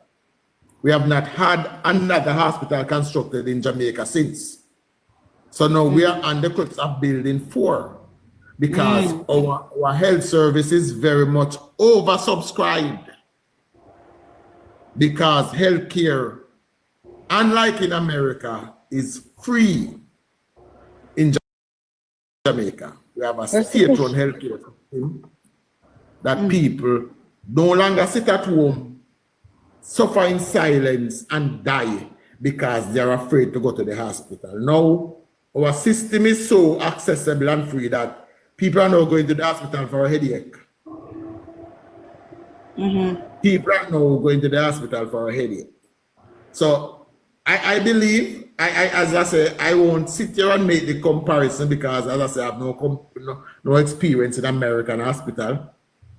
But I know that our health service in Jamaica is first rate.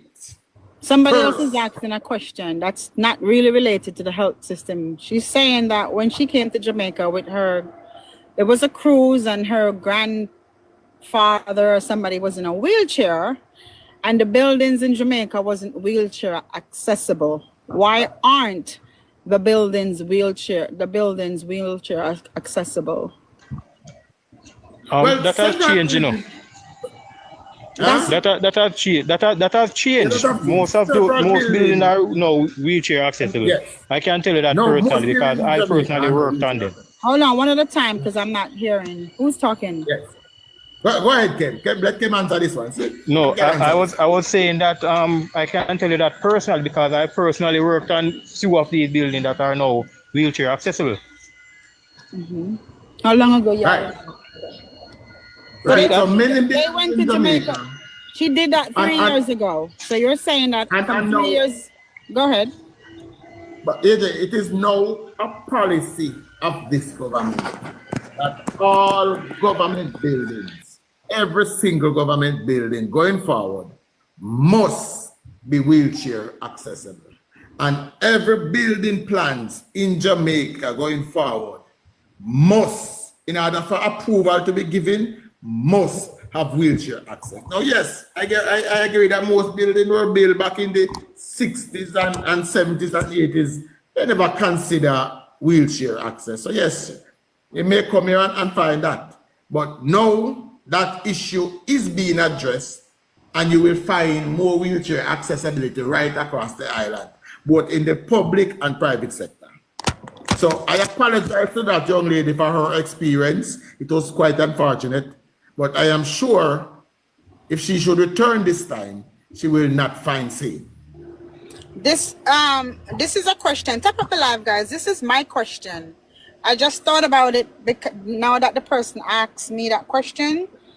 I don't know if we have looked inside when we see the Prime Minister giving away homes. Are these homes, are they wheelchair accessible? Also, the bathrooms. The ones that are built for persons in wheelchair are wheelchair accessible. In fact, I remember the Prime Minister delayed the opening of one to have a wheelchair ramp built, right? So yes, the ones that are built for persons with wheelchair are wheelchair accessible. Now, your home are not built for wheelchair persons. If you have a home that a wheelchair person is gonna be frequenting, then it's up to you to install that ramp, right? But if it is built for a person in wheelchair, then it is made wheelchair accessible right across. Okay, thank you for answering those questions. Like I said, everywhere I go, guys, I meet people, Jamaicans, and some are just curious tourists who have been here and would like to come here. But when we listen to the information that is put out on the media, from the YouTube to everything else, one person asked me, is it true that the healthcare system is not good enough in Jamaica, and why should tourists travel? Because these are the information that is put out in the media, and so we have to be careful, guys, when we really come on here and talk. Angel, let me say something to you. You see, this AI, it is good, and it is more bad than good, as a matter of fact, because you see, misleading information, that is what most people use AI to do, mislead people and give them wrong information. Okay? The one them when me see on AI, because AI na look so me see one look like one troll pan Lord of the Ring. That's not AI, because I don't think them have AI we can look so. And me see one next one look like in drop on in head look like one ripe breadfruit, when ripe breadfruit drop off a tree and it twists up. The ones that I have seen is not AI. They are literally people blogging on TikTok, making videos about Jamaica and spreading lies about exactly. Those are agents. Those people are agents, because you have some set of people. They know with this party, so they're going to say all things that is bad. So true. Right, so true. And that I wouldn't call it a problem, because by now most people would have understand, but you have some people. No, Chuck. No. Let me tell you something. Majority of persons, elderly persons, they are some 40 up. They do not know the difference between AI and reality. Because I've seen personally where a man I work with, he's selling me something and showing me the phone. And I'm saying to him, you know what is AI? He said, what may I talk about? I say, this is AI. Artificial intelligence. That is something where somebody program, they say what they must say, and this is not the right person. So you need to look carefully and understand. There's a gentleman on TikTok. Him dress nice, speak properly, put on a nice shirt. He makes this video from his office, which means he's a businessman. His name is Shearer. I forget his first name, some Shearer. And he makes some very good videos, You're always anti-government, because he's a stance comrade. He's very anti-government.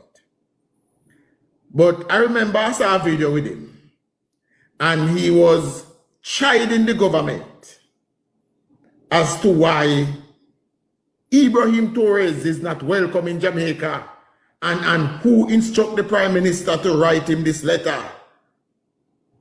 And I said, really? A businessman like you, who's supposed to be learned, who's supposed to be educated, believe that the Prime Minister sent a letter to Ibrahim Torres saying no welcome in Jamaica? Me saw the video and know, simply this is just AI foolishness. But this businessman, supposed to be smart, supposed to be learned, actually believe it so much so that him go sit down and make video about it. I think for me respond to that video, then block me. Because I don't see any more video them. Him block me from that. But you have a whole heap of simple-minded persons. Me see one just pop in a while ago. He come from Canada, anyway, Hatabad. Simple-minded. Simple-minded. They're not able to think beyond what somebody tell them. Cannot take correction either. Right. Whether or not it makes sense or that, they're not able to think beyond what somebody tell them. They cannot analyze and draw a conclusion for themselves. They are just simply mouthpiece that regurgitate what them hear. They don't come up with original ideas. Those are the people that the comrades are targeting. Those are the very people them target. That's why they will go on the platform and tell you, say, no, listen to nobody else. Just listen to what me tell you. Me alone know. Me alone can pass on information. Now, I've always said that the difference between me and all of them is that I have never encouraged anybody just to believe me. I've always said, do some research, man. Just find out if me I tell you a lie. Joshua John James, don't you agree? Joshua? All right, Joshua fall asleep. Right? But that is one thing I've always encouraged people Who to tell go us and that Joshua fall asleep? Why you tell lie on Joshua for? Me know a labor right truthful, you know. Me no expect labor right to tell lie, you know. I thought you fell asleep here, you know. All right. How you doing, my brother? I am doing excellent. How are you doing? So you are excellence? That's what you said? I am excellent, sir. Very excellent. Okay, sir. All right. Good afternoon. I am not excellent. All right. I am not later. excellent. I am excellent. Okay, sir. Good afternoon to Kem and to Angel and to everyone who is in the chat and those even on the For You page. You know, I heard you mention about our healthcare. There is a site known as something another, insurance.com, internationalinsurance.com. That's the name of the site. And it has a ranking for healthcare internationally. Right? I'm on it right now. And Jamaica is ranked 67. The United States is ranked 69 in the world. Remember, Jamaica is ranked at number 67. The United States, the great United States of America, is ranked at 69 in the world. And I want the naysayers to What's the name? What's the name of this site, Joshua? Internationalhealthinsurance.com. And it says the full rankings are listed below. So it gives you a comprehensive ranking, and it not just gives you a ranking, it gives you a commentary also, you know, and it's now telling you the ranking of the health systems internationally. Internationalhealthinsurance.com. Yes. You know, one other thing I find very interesting is that comrades in particular, this is not to be against my own Jamaican, because that's not the intention here. Because it's not their party which is in power, they find every negative to say about our beloved country. Right? And when you are outside of Jamaica, then that's the time you realize not only how loved Jamaica is, but the privileges that we have in Jamaica. And it's when you live outside of Jamaica, you realize the level of freedom and privilege that exists, you know, and it's full time that we stop the foolishness that we have perpetrated against Jamaica as a nation and join hands and heart together to seek to continue to build this country. We have come a long way, you know, without being partisan. If we're to objectively view Jamaica now based on where it was even 15 years ago, it is night and day. And if we should want to come closer and say even 10 years ago, it is night and day. And if we should want to come closer to as late as 6 years ago, it is still night and day. It's a work in progress. And one term cannot fix a country that was once ravaged and broken. It's a country that is being worked on, and we have a prime minister that has a vision to see it transformed. Now, one of the things that I don't remember what was said earlier that triggered this thought, but I'm going to share it nonetheless. When a government is in power, any government at all under the Westminster system, they are responsible for the overall management of the country, and that includes the economy and the infrastructure. but as it relates to the passing of laws, or it was the wheelchair ramp that brought that thought. As it relates to the passing of laws, the opposition has an active role to play. And based on the Westminster system, they can do it freely if it's not hit down by the other side. And so the opposition is not just there for the sake of being opposition, but really to put forward proposal for the betterment of the citizens of the country. And those proposals are primarily in the form of laws, legislations that can be passed. So even as it relates to wheelchair ramps and those things, the opposition has an active role that it can play. You know, instead of thinking that, boy, the other side is going to get credit. No, the citizens of the country are going to be better with those legislations that will come into play, if there are sensible legislations. That's right. Let me give you, guys, bring it up to 30,000. Tap up the screen. Let me give you an idea of the thinking of the People's National Party as a party. Fitz Jackson is a senior member of the People's National Party. He sits in a parliament between 2012 and 2016 that had a super majority. And he sat there for 4 years, never proposed one single law, much less an amendment to a law. Never did that. The moment he was in opposition, he had the brilliant idea of bringing the so-called Banking Act Parliament, that it was important, and he's gonna blame the government for not passing it. So he brought that Banking Act in an effort to try to sabotage the government and to serve himself, like the people, serve himself and sabotage the government in one blow. I'm saying to you, Joshua, that they know they have the ability to do it. Fitz Jackson did it, albeit in a half-handed approach. But they know they can. They can write a bill, bring it to Parliament, present it, and get it passed. They have it.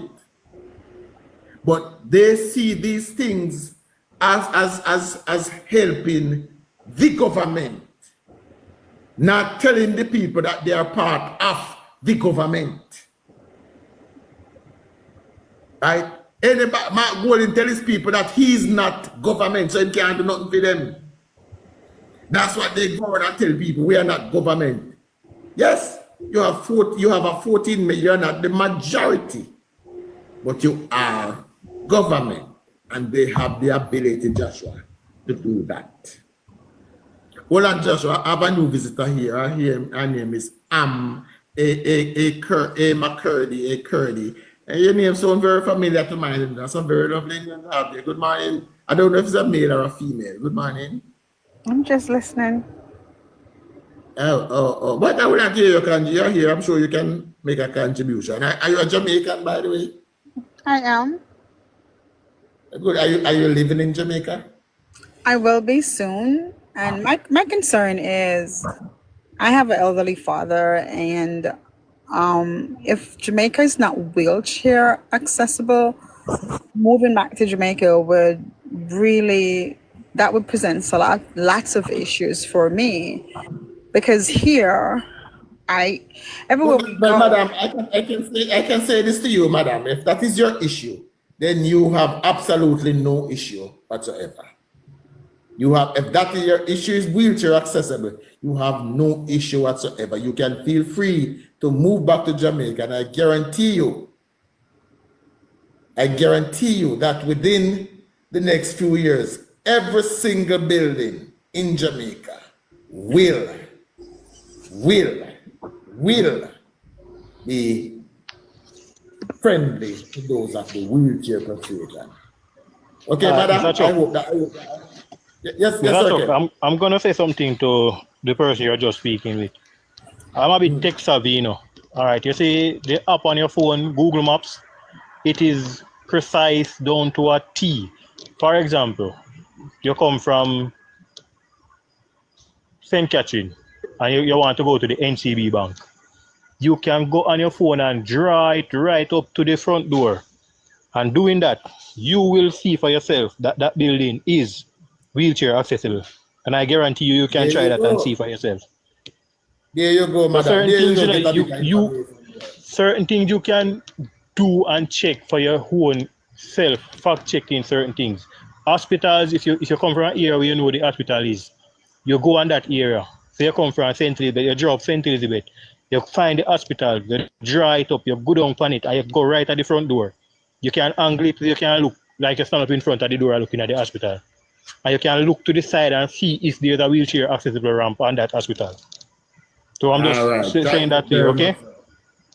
Man, I hope that help you out. But and user here, there's a user telling you that her father is in a wheelchair and she brings him everywhere. So, madam, I hope the information here will assist you that Jamaica now have a policy in place that buildings must be wheelchair accessible. So we are being very inclusive here, you know. So I hope. Might I ask what parish are you from? Your father is from? We're from Portland, beautiful Portland. Portland. Okay. I'm very familiar with the parish of Portland. I'm sure the hospitals in Portland already are retrofitted with wheelchair access. I'm sure right. I'm gonna say something else also. You see, with elderly persons, even the private doctors, private entity with deal with health, they take that in consideration and they have made wheelchair accessible to all their buildings. So you want to go to the pharmacy, you have it wheelchair accessible also. To the private doctor, they make their buildings wheelchair accessible. So even if there is not a step, they would rather replace the step with the wheelchair accessible because everybody know you come with your parent, the elder in a wheelchair. You can walk up the ramp, get rid of the step and build the ramp. So that's what I've noticed also. Well, thank you. Even the elevators that are being installed in new buildings are made for wheelchair nowadays. So Jamaica is far advanced when it comes to inclusivity. Okay, because I'm not getting any older, and so moving back to Jamaica, I myself might need wheelchair in a few years from now, and I just want to make sure. No, madam, you sound very young. I don't think you're anywhere close to wheelchair, madam. You sound like you're not a day One over winner. 60. I'm not a comrade. Why does everybody come on your TikTok? It has to be a green or orange or a comrade. No, madam, let me temper that for you. We are in a very heated political debate where we are trying to fight lots of misinformation. So many persons are on the edge right now. So when we have persons that are, asking certain questions, they are normally persons who get their information from less desirable sources. So Winner, who is a very good friend of mine, who is a real thinker, will just make that assessment right there, So he's just saying that based on the questions but these are very important questions and I think they should be asked so we can educate others, madam. So I hope we were able to assist you and feel free to come back. You can feel free to follow the host. And I notice that you're not a follower of Mr. Chuck Finley, you should. Well, I haven't decided if I'm going to the Jamaica Labour Party or PNP yet. I haven't decided yet, so I'm not going to follow you until when I've decided to vote Jamaica Labour Party. You sound like you're very educated, and once you're educated, you will choose Jamaica, madam, and that's what we hope. Okay. But the choice is ultimately yours. But I am confident that you will choose Jamaica when that time presents itself. I'm going to come down now. 6 of one, half dozen of other. Have a good day. Bye-bye. Have a good day, madam, and come home and choose Jamaica, okay? That was an visit to the platform. So, Sir Chuck, I just want Yes, to sir. put forward something else again. You know, one of the things I find, I don't know if I should say disturbing, and I think you alluded to it indirectly. I'm going to mention something that Fitz Jackson did or did not do. When Peter Phillips was Minister of Finance, you remember the increases that were levied by the banks Yes, on ATM transactions. Miscalculation. Pardon me? The famous miscalculation. No, not just that, but the increases that were levied on the banks by the ATM transaction. Mind you, it came out of that miscalculation. Come to think of it. Miscalculation. Right. And yes, same one. And he remained deafeningly silent on it. Never chided the bank for increasing ATM transaction withdrawal fees or transaction fees overall. But as soon as the government changed, he found his voice. Right? Another thing that I see the PNP doing, and they don't realize the damage that they're doing to this country, or they may realize but just don't care. I hear them talking about the land belong to the people.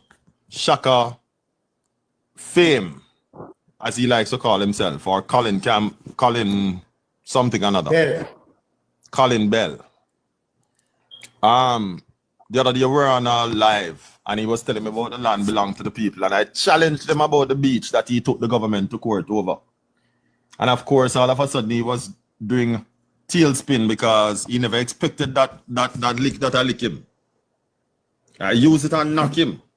I said, you're talking about this for the people, and I said, you as a party, you come out in public and championing that the government will not make the country be accessible to the citizens. But I said, no, the government wants the opportunity to do it. And because you are there making money from it, you have taken the government to court. And one other thing, you know, just to extend the point before Winner speaks, the problem I have is that PNP wants to encourage this capture land mentality. Right? There are a number of things which is wrong when you do that, because one, you have unplanned communities, or as some people call it, unplanned settlement, which eventually sometimes becomes garrisons. And there are a number of things. You have health related issues that may turn up because you have no proper water infrastructure there, no proper light infrastructure. Overall safety issues. Huh? Them prove safety issues in that most of them are not constructed so that a fire truck can get through, an ambulance can get through, or even the police vehicles. Right, and then there's no proper road network, right? Because people put their houses so close to each other and it's not in a structured manner. Then you may have a track that leads up there, but it's not a proper road, right? No paved streets. And I think that's what you're alluding to indirectly, right? Mm-hmm.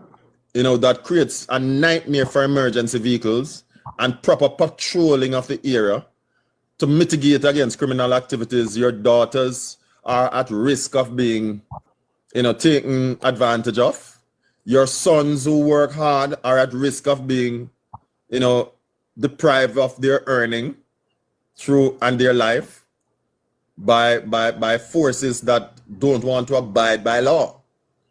And so the PNP needs to stop trying to buy votes using these mechanisms, because that's what they're really trying to do. And think about the overall development of Jamaica. Put it first above their political ambitions. And that's why I use the term. That's why I use the term appeasers, Joshua. They appease people rather than lead. Yes. PNP all of a sudden, sorry, Winner. PNP all of a sudden has a bright idea of putting Rastas in our parliament. I would dare ask a question. Hold on, Joshua. Yes, I'm glad you mentioned that. Hold on. I would dare ask a question. Who is Damien Crawford? Thank you. No, not who. What is Damien Crawford? What is Damien Crawford? Yes. Is he a dreadlock? And secondly, if you want Rastas so much, you have the opportunity to appoint them to the Senate, which don't require an election.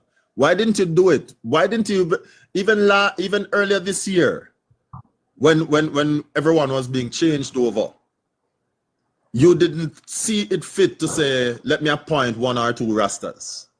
Why is it that is when the election is called and you think that it sounds good to the ears of Rastafarians? The PNP has the so-called brilliant idea of appointing Maroons. But based on our laws in Jamaica, the Maroon state is a separate state from the state of Jamaica, right? Which would make it illegal for Maroons who identify and live in the Maroon communities to sit in our parliament. Yeah, but Chief Curry has said publicly that he doesn't respect the laws of Jamaica. Well, so how would you sit in the lawmaking chamber of Jamaica if you have no regards for the laws of Jamaica? I don't get it. Another promise that they make, Joshua, is to have persons in the diaspora sit in the Senate. Now, why would I, as a Jamaican who lives in Jamaica, have somebody come to Jamaica once a week, come pass a law, and then leave? All right. I am going to be on record, and I want all the screen recorders to record what I'm about to say.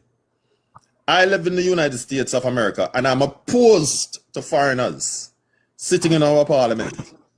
If you love Jamaica that much and you want to serve in our parliament, give up your citizenship and go back to the country that you say you want to represent, and then represent it from there. Because you cannot effectively make laws for a country that is not going to impact you. You're not experiencing what the people on the ground are experiencing. All you're relying on is media outlets. And to show your commitment to the country, as one person said, he made a wise comment even though he is foolish. You can't have 1 foot in one yard and another in another yard. Yes. Right? Even though the same person is currently doing it. And I land right there, sir. That's why he knows how difficult it is, Joshua, because he's doing it. Yeah, one and only winner, my good friend. What's up, man? What's up, family? I say you're accusing my visitor of being a comrade, but I don't think she's a comrade. Like a comrade. And when she was leaving, she said, 6 of one, half dozen of the other. That's a comrade slang. Yeah, comrade use that. When I think that's just something she saw on the internet and was repeating it, you know? Mercy God. Okay, well, I'm sorry, ma'am. What's her name? But for some reason, she kind of sound familiar. I'm not sure, but you know the people them who live in America, them kind of sound alike, yeah. So yeah, them sound alike over there. Yeah. So Joshua, yes, 1 sir. foot in and 1 foot out. Let me ask you a question, because me are reason this out, right? Yes, sir. We have 30 in our Senate, based on our Constitution. We have 13 from the government side, and 8 from the opposition. Yes. Now, Mark Golding is promising 3 Senate seats to 1 Rastafarian community, 2 from the Maroons, and 3 from overseas. That would have left him with 10 senators, correct? That's what he says. One of those senators will have to be Senate president. That means that person will not have any vote. So currently, Mark Golding government will be left with 9 loyalists, right? To 8 loyalists to the opposition. 1 clear vote. That is not 2/3 majority of the votes. That means he could not get any law passed unless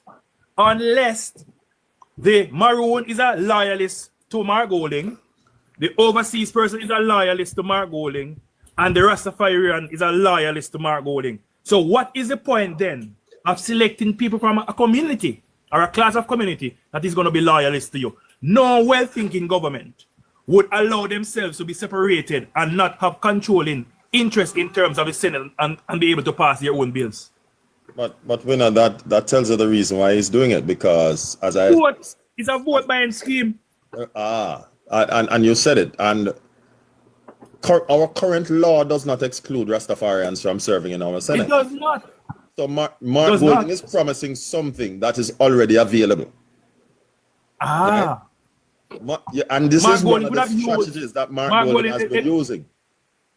But if Mark Golding was serious, Joshua, as the young man from that originated from Westmoreland said, in his last year in Parliament, he could have elected a Rastafarian, right? He could have elected because Rasta are done, so he could have found a bright Rasta to come go in the Parliament. He could have elected Chief Curry, which was also his former Chief Curry that worked at ED&G. By the laws of the Maroon, Chief Curry is ineligible. Their own laws make him ineligible. Look at that. So how is that going to work out now? If the laws, yes, the Maroon, Crawford is in the Senate. But Crawford is not a Rasta, he's a Dread. Orlando Turlong is in the Parliament too, what? Dread too? You see, Mark Golding like to have a bag of goodies, you know. But by the time you start pick out the spoil on them. No, Orlando Turlong is in the Parliament, not in the Senate. Huh? Yeah, but we don't have two persons representing both lower and upper house. Right. I think that's what Winner was trying to say, Chuck. Yeah. Right? You know, but Mark Golding like to carry a bag, which him call a bag of goodies. But by the time you start to take out the spoiled fruit, them, very little is left. Eh? Joshua, I heard you're looking for me. Here I am. Who is that? My one and only?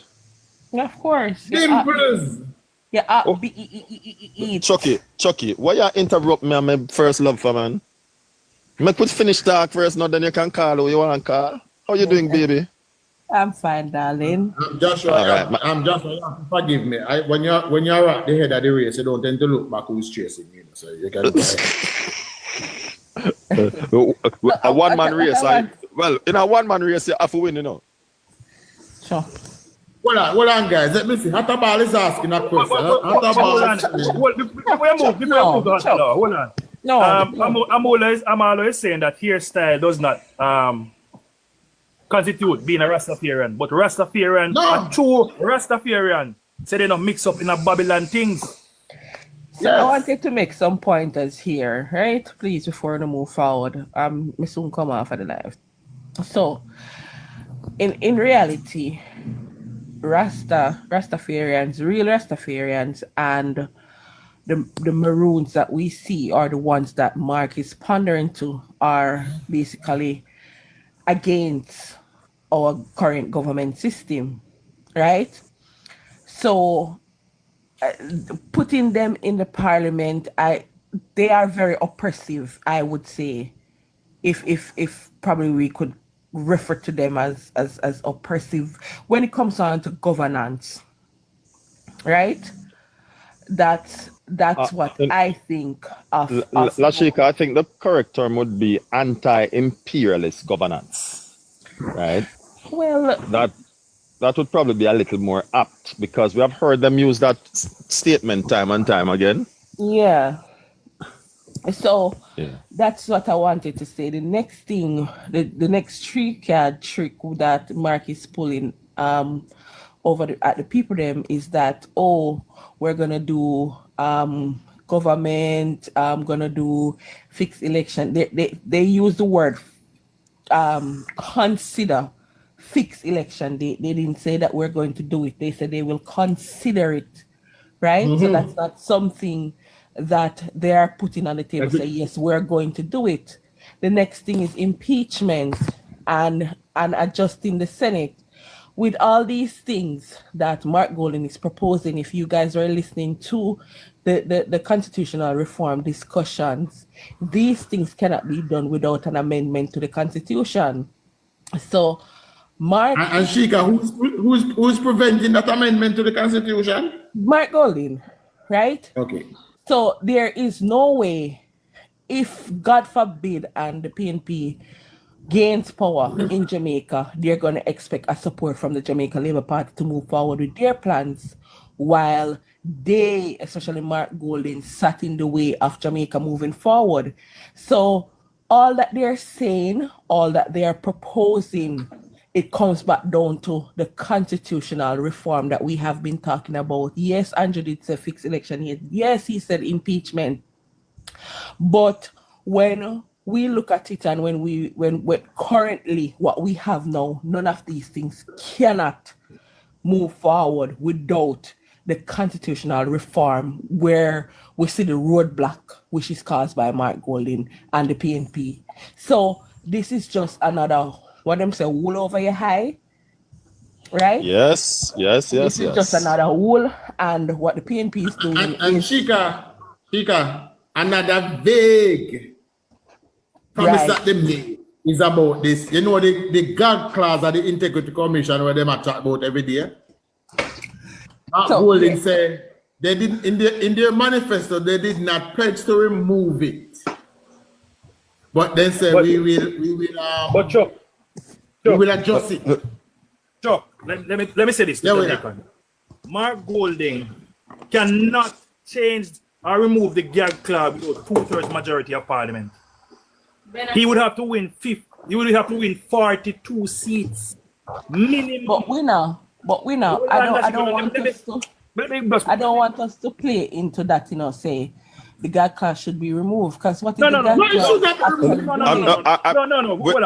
Chika, I was going to wait until he's finished, and then we can discuss it, because there's nothing to be removed. That's right. No, listen, I am saying that he's out there playing on the emotions of Jamaicans, and a major stumbling block in his way to achieving that, which I don't believe that it should be, because when you look at the current investigative pool of the Integrity Commission, 13 investigation of illicit enrichment that they have done, and out of that,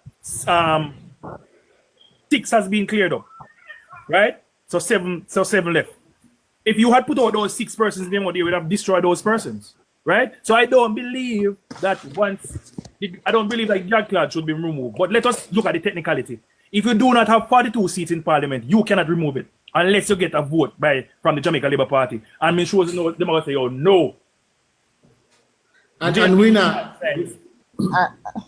the sad truth is also that the PMP don't believe it should be removed either. It's true, because guess what? Of all the persons who were charged by the Integrity Commission the other day, for one reason or the other, to the best of my recollection, all were PNP and none were labor rights. And it's for late filings or no filings. Right. And not one labor right was included. So that is considered something when I said something which is really important, and I don't want us to probably look at it only in light of PNP making their changes. We also need to go out and vote so the Jamaica Labour Party can also get their majority to do what they want to do, because we already say the opposition is very, very much opposing opposition. They oppose, all of them not supposed to oppose, right? So people need to go out and make sure that the Jamaica Labour Party get at least 42 seats, because if we don't, they're going to become like a real, not even pain in the ass, something else, right? So people, it is very important that they regain at least 42 seats. So PNP need it to do what them have to do, but Jamaica Labour Party need it to continue to move the country forward, and that is very important as well. But by the way, sorry,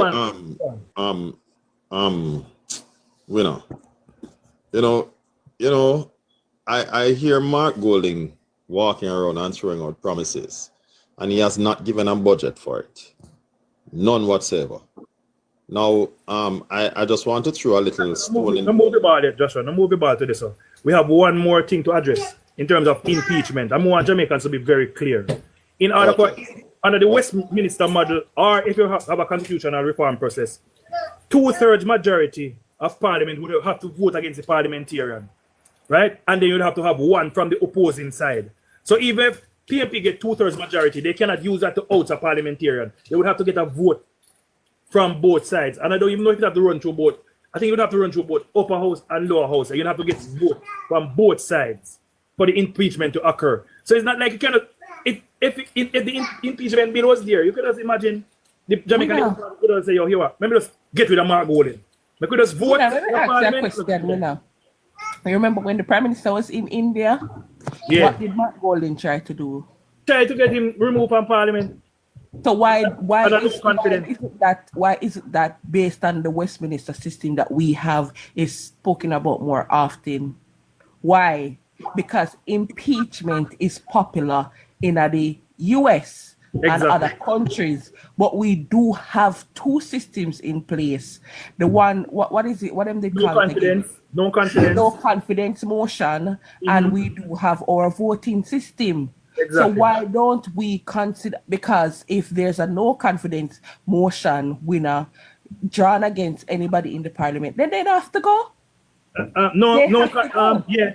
Impeachment does not work in the Westminster model because Jamaica is two-party system. No confidence motion winner is similar.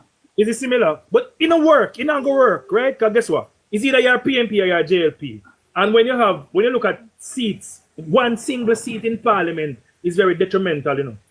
And whenever something happens, party will have to look whether or not here. If we get rid of this person, are we going to lose power?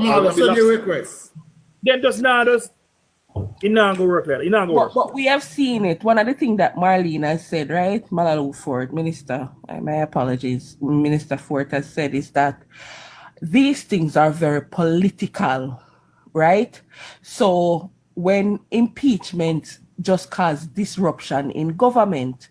So one of the things that she said, even if you look at the whole US thing with Donald Trump and all of that, they used it, but nothing really come out of it. So it is just political, just to say, oh, we impeached him twice. That's what she's saying. That's what she said. I remember she's saying that. So it is more political than anything else. So, I don't know. It not go pass because we too interlock in terms of our two-party system. Tribal, man. Tribal, very bad. Not go work. Yeah. I'm going to say it can work where laws can be made, where the parliamentarians are not the judges.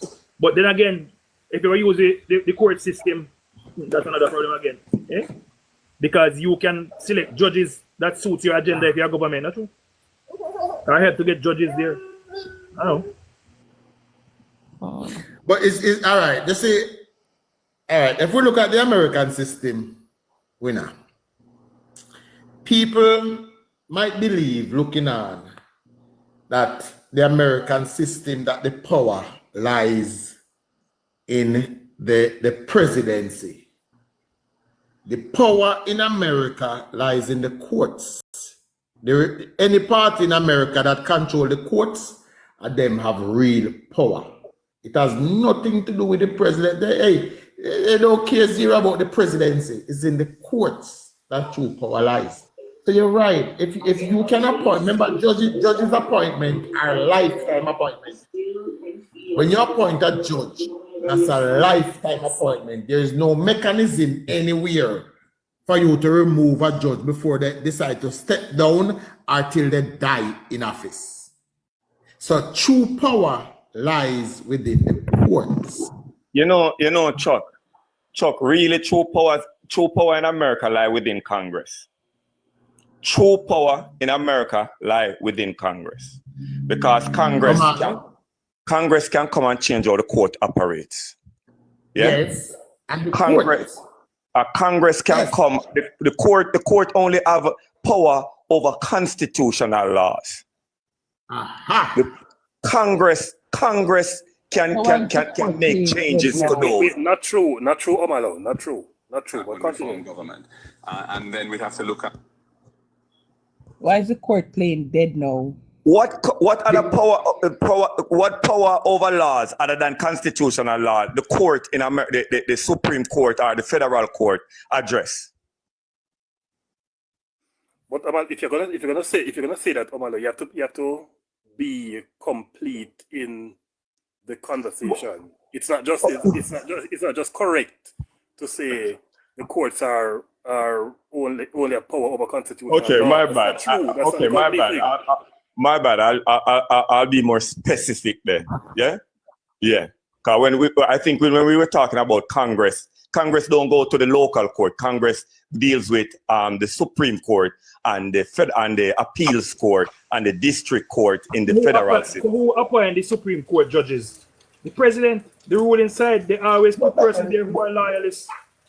So what? I don't understand what that has to do with. You see, one of the thing is that I would like. I'm not telling people how to think, but I don't want to sound like a PMP. I don't want to be an opposition to everything without thinking it through and say if there's a possibility that it can work and benefit Jamaica. And I think an impeachment system can work in Jamaica if we Jamaicans think it through and think how is it that it is going to work independent of politicians being the judge. And I came up with a system and explained it on nationwide. And this is just as I heard it. And I said the Integrity Commission prosecutor could lead the case against those who are impeached. And the appeals court of Jamaica judges are the ones that sit and listen to the case. And whosoever going to be the defense attorney for that politician. You get your defense attorney, the Integrity Commission, prosecutor is bringing the case against you because this is the integrity of the country. And the federal and the appeals court judges are listening to the case. If the case turn out that there is injustice or what, you have a final appeal court where you can appeal it to.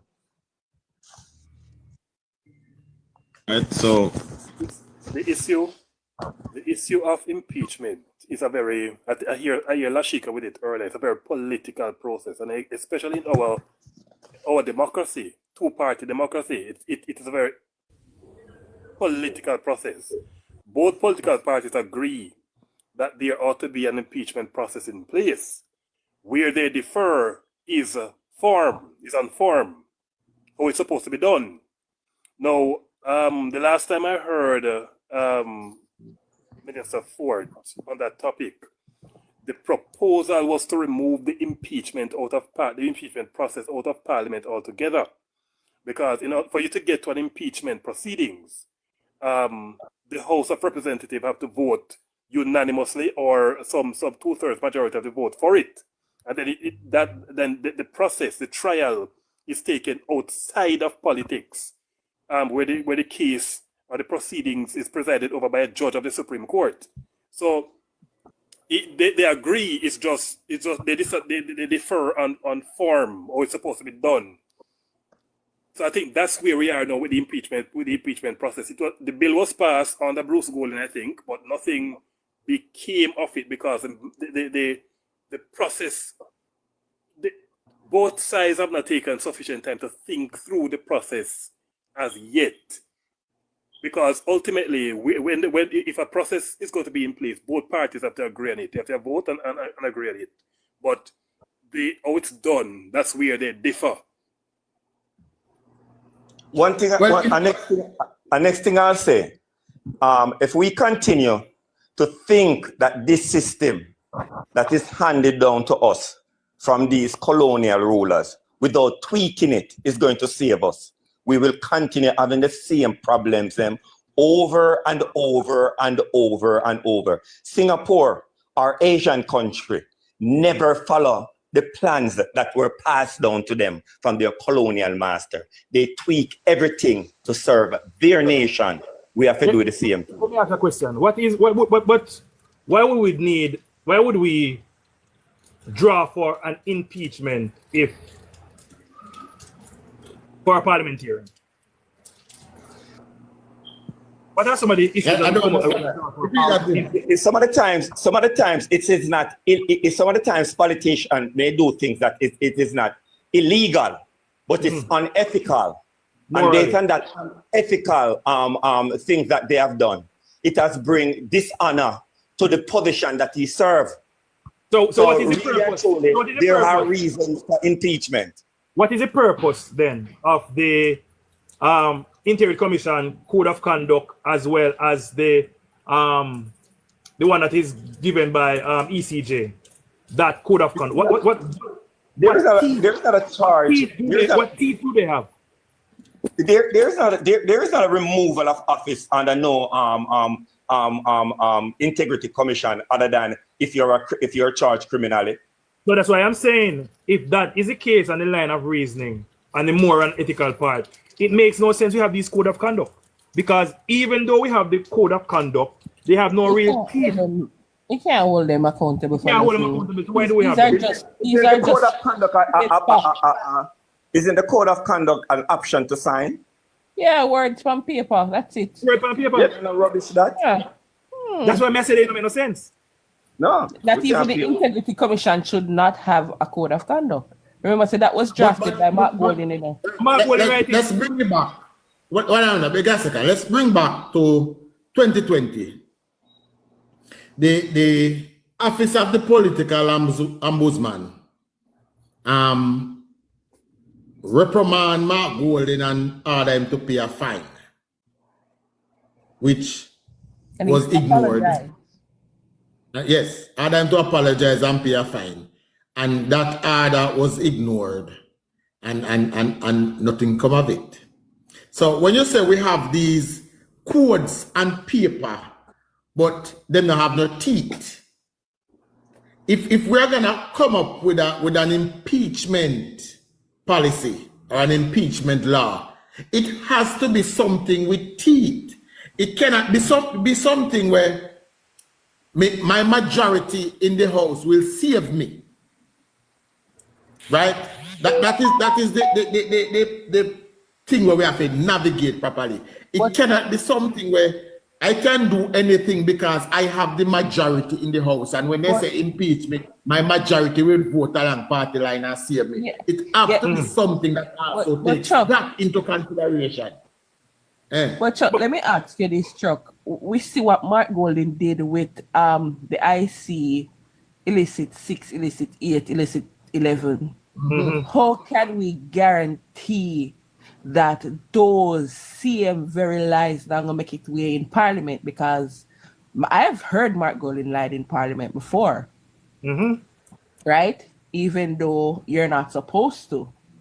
Right? How can we guarantee that him not going to chump up something him and PNP just as how they have been doing and say, all right, impeach this person or don't impeach this person? How do we safeguard these people reputation and them job and all of them something there, right? How do we do that? Because once you get the impeachment across, hold on there, HR. Once you get the impeachment across, reputational damage, which is also political capital. Right, because, agree. Go ahead, HR. But Chuck, your glass. Hold on, HR, go ahead. No, hold on. No, man, I'm trying to charge my other phone because I don't want them to have this number to call them from that phone. Go ahead, HR. I'm saying we let us take the politics out of an impeachment proceedings. Remember now, there is a threshold that you have to satisfy before any impeachment proceedings can commence against any well, in this case, politician. There's a threshold that there's an evidentiary threshold that you have to satisfy before you can commence any proceedings. So it's not a witch hunt kind of scenario. We have seen I think in the UK there's an impeachment proceedings in Parliament. They have one. And we have seen several times over, if you're watching international news, where impeachment proceedings start, but they didn't have any evidence to mount a case, and it failed there and then. A similar case occurred in Kenya. In Kenya, where I think it's a vice president of Kenya who was impeached. But the point I'm trying to make is it's not a witch hunt kind of process. You have to meet some bar before it can go further. But HR, and that's the thing we're talking about impeachment, is that it can be used as a political weapon. Not that it went somewhere, you know. The mere fact that you put this thing forward to say, okay, let us impeach John Brown, in the back of the electoral's head is that why? Yeah, something questionable around, even though it didn't go through. The perception. Yeah, the perception is more damaging. But let me go back to something that Chuck said earlier. Chuck said when Mark Golding was ordered to apologize to Bobby Montague for calling him a little boy, Mark Golding refused. Right? That was a standalone political ombudsman who operated in her own office, right? Collecting taxpayers' money that had no power. Now the government saw it more competent to put the political ombudsman into the ECJ, which is a body that is also watched by both PNP and JLP. So there's no hanky-panky that can go on there. It is one of the most run well-oiled machines on Jamaica, and that is why our democratic process is so strong, because you have watchdog in there from both side of the aisle.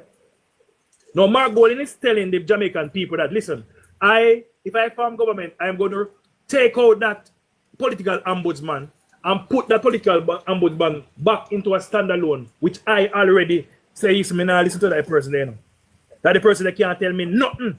Because me a Tapanaris. What's the point? Mark Golding just putting things out there because it sounds good and he thinks that what the electorates want to hear. But he has no, when you look at the whole thing, my brethren, it don't make no sense.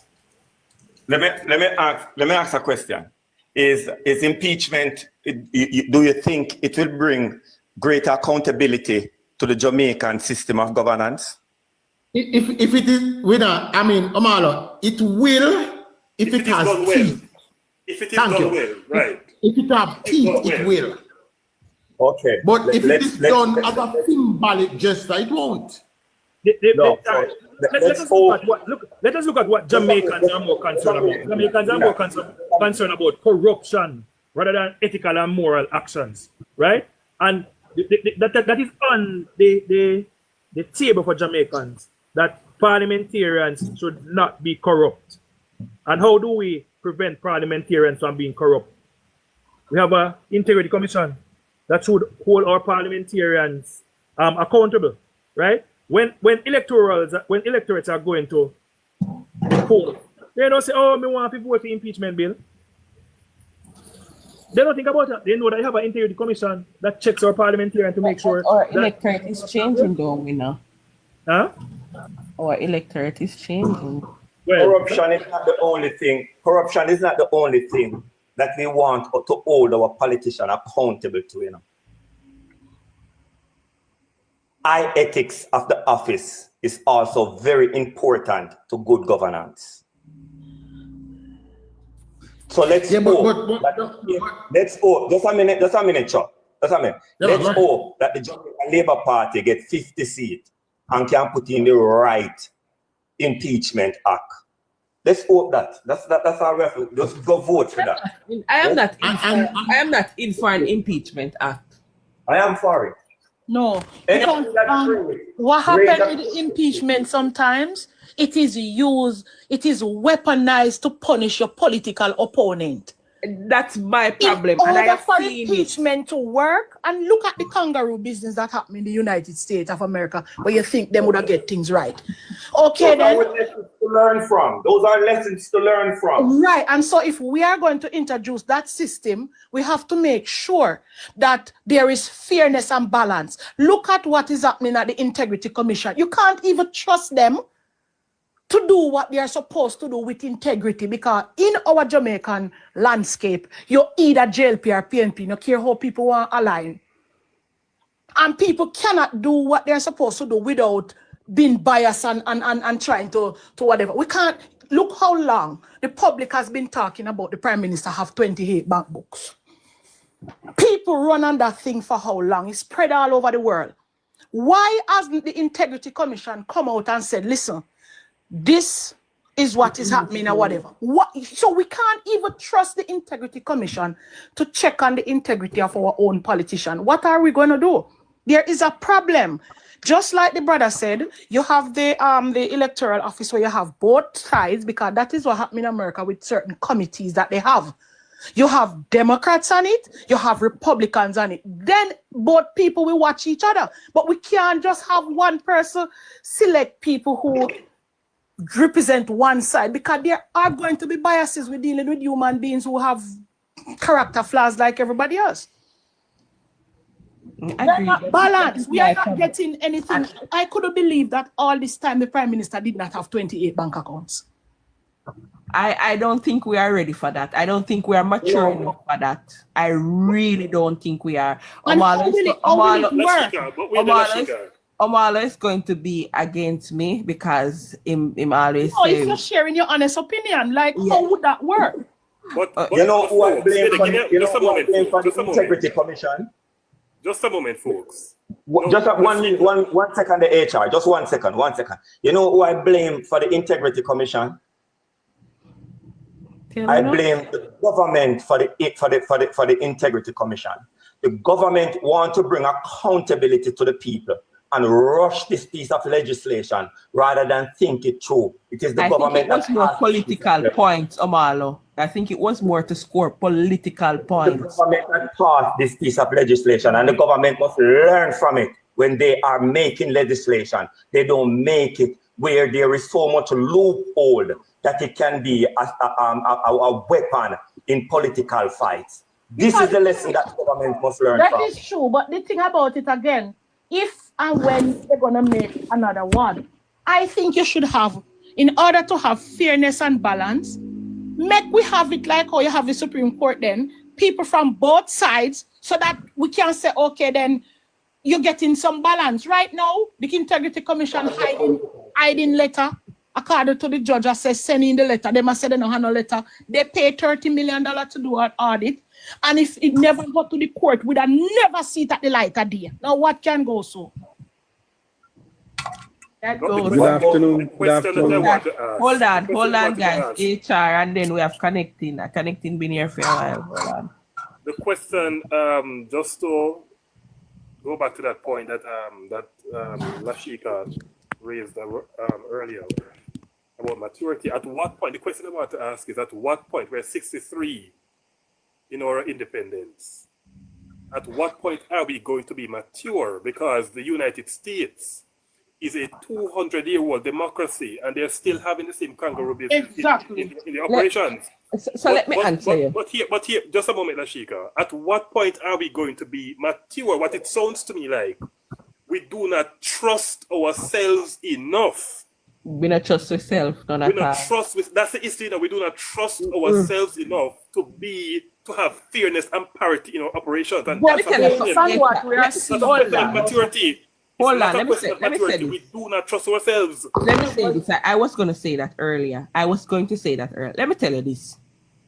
We are not honest with ourselves. We are biased. We are not honest. HR, remember, so we come every day in our contact, say, Andrew corrupt, and we don't tax. So we are pay for going on the tax office. Man, take be enough to get first preference, 99% of we don't tax. We buy with driver's license, HR. You understand what I say? So the moment we need to be honest with ourselves, and then right, we can say, all right, we're going to take it up a notch. But I'm going to say this to you: the Jamaica Labour Party, who is always fixing Jamaica, them need an additional at least an additional 2 terms to get us to a place where we can be more educated politically, because it is the Jamaica Labour Party alone who educate the people them, because it is politicians' duty to educate we and tell what is going on, but that is not happening. And if we see a change now, all of that are going to stop and there's going to be a standstill. Give this government some more time to fix some of the issues that we have. Take us to a place and then we can introduce some of these laws, but we are not there yet. But wait, Lashika, and this is my response to you, Lashika. I hear your point, but at the same time, government we are just 63 right now. Tomorrow, government has to work. Tomorrow, government has to function same way. So we have to come to a point. Now, I would say, to put systems in place, fix the system. fix it so that we can minimize as best as possible the appearance of bias and politicization. But HR, If we can They do that, get fix it away. now because They get- government, we have to have institutions in place to keep HR, check. HR, we can They put know it in we here ain't now. gonna matter. We can put it in They here get- now. Well, let me just finish, Chokal, and you can then jump in, please, if you'll allow me. We can put the, what I'm saying, HR. Basically, what them would I say? After we are basically at a rough cast right now, probably render it, and then you can start applying the pain. Basically, that's what I am saying. If you get me, right? There are some things that I think we need to fix, and we need to get to a. We can see where people are understand there are changes happening because people are now asking, how are we going to fund the budget? One time gone, everybody would have run with you and say, yeah, them are going to give we student loan, this and that and whatever. So we are getting there. So give us a little more time for certain things and then we can put them in place. We just not ready yet. Yeah, we're not reaching a master level of political maturity yet. You have people All right, showing biases. let me weigh in on this a bit, because here's my thought. Yes, we are young. We are very young democracy, just 63 years, we're not reaching nowhere yet. But what we have is we have examples all around the world of what don't work. Sure. Where we can look and we can say, okay, fine. I see the Americans' impeachment system. I see what work. Let us take the working part and tweak it to our local needs. And based on our political system, guys, we have a two-party system whereby if we don't learn anything now, we have to learn this in this election cycle, that it doesn't matter how well we perform, the other side is always in with a chance. So we cannot sit down and say, well, say, this government will get 2 or 3 more terms, so we are going to have time to do things. We have to learn to do things. And if we get it wrong, we fix it. We did the Integrity Commission, we got it wrong. But I don't think we're moving with enough haste to fix it. We can do an impeachment bill. If we get it wrong, we leave space in them for them to be fixed. But the thing is that we are not ready yet is what I don't agree with. Right. I think it's wrong and we damage people, Chuck, we damage good people. And that is my problem. We damage good people, Chuck, all the time. I remember when we are talking about the contractor general, there are people who have died, Chuck, and them dead and them reputation dead before them dead. You understand what I'm saying? And that is why the gag clause was placed in the Integrity Commission, because we learn from the contractor general. Now we can put in the impeachment what we've learned from the Integrity Commission. Chuck, how long? You see what we learn with Bill? So we learn something from the contractor general system and we fix it in the Integrity Commission. Now we've learned a lot from the Integrity Commission.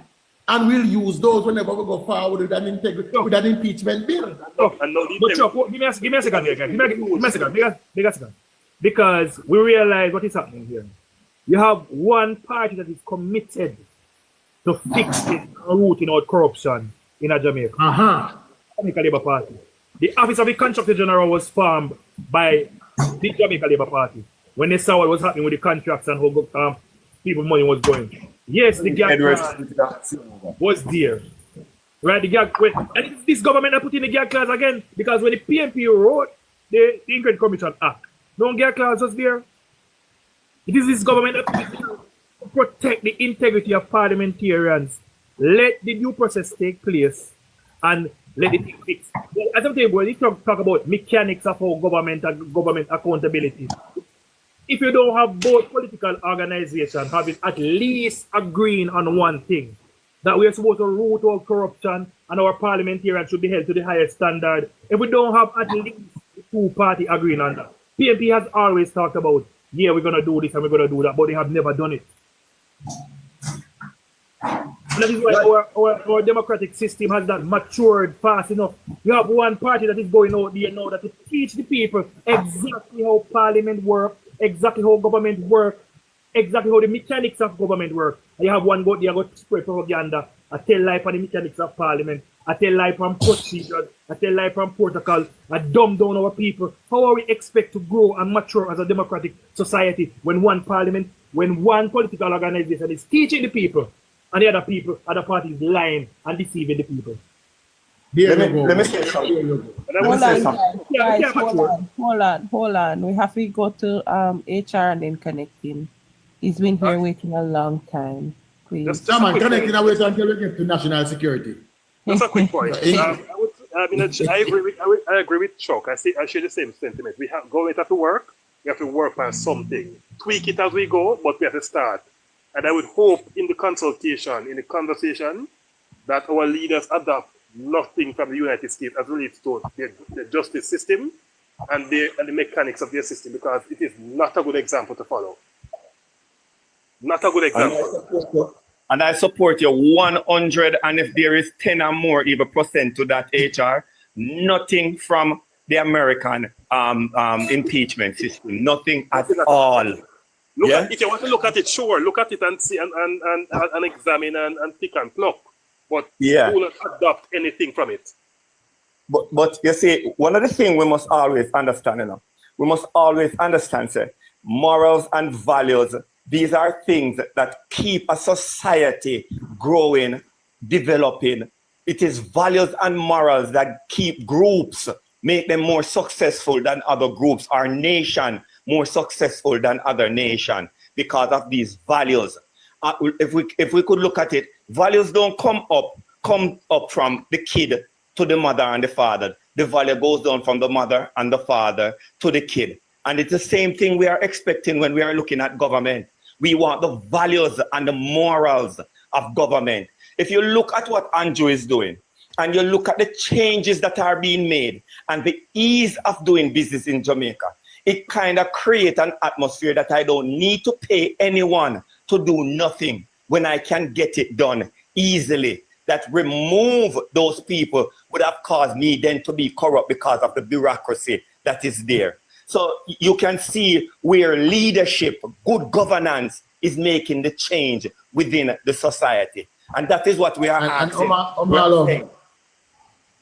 Omalo, when we're at the stage now, when we're at the stage now, where I can sit in my office, I can go on the computer, and I can renew the fitness papers for my car.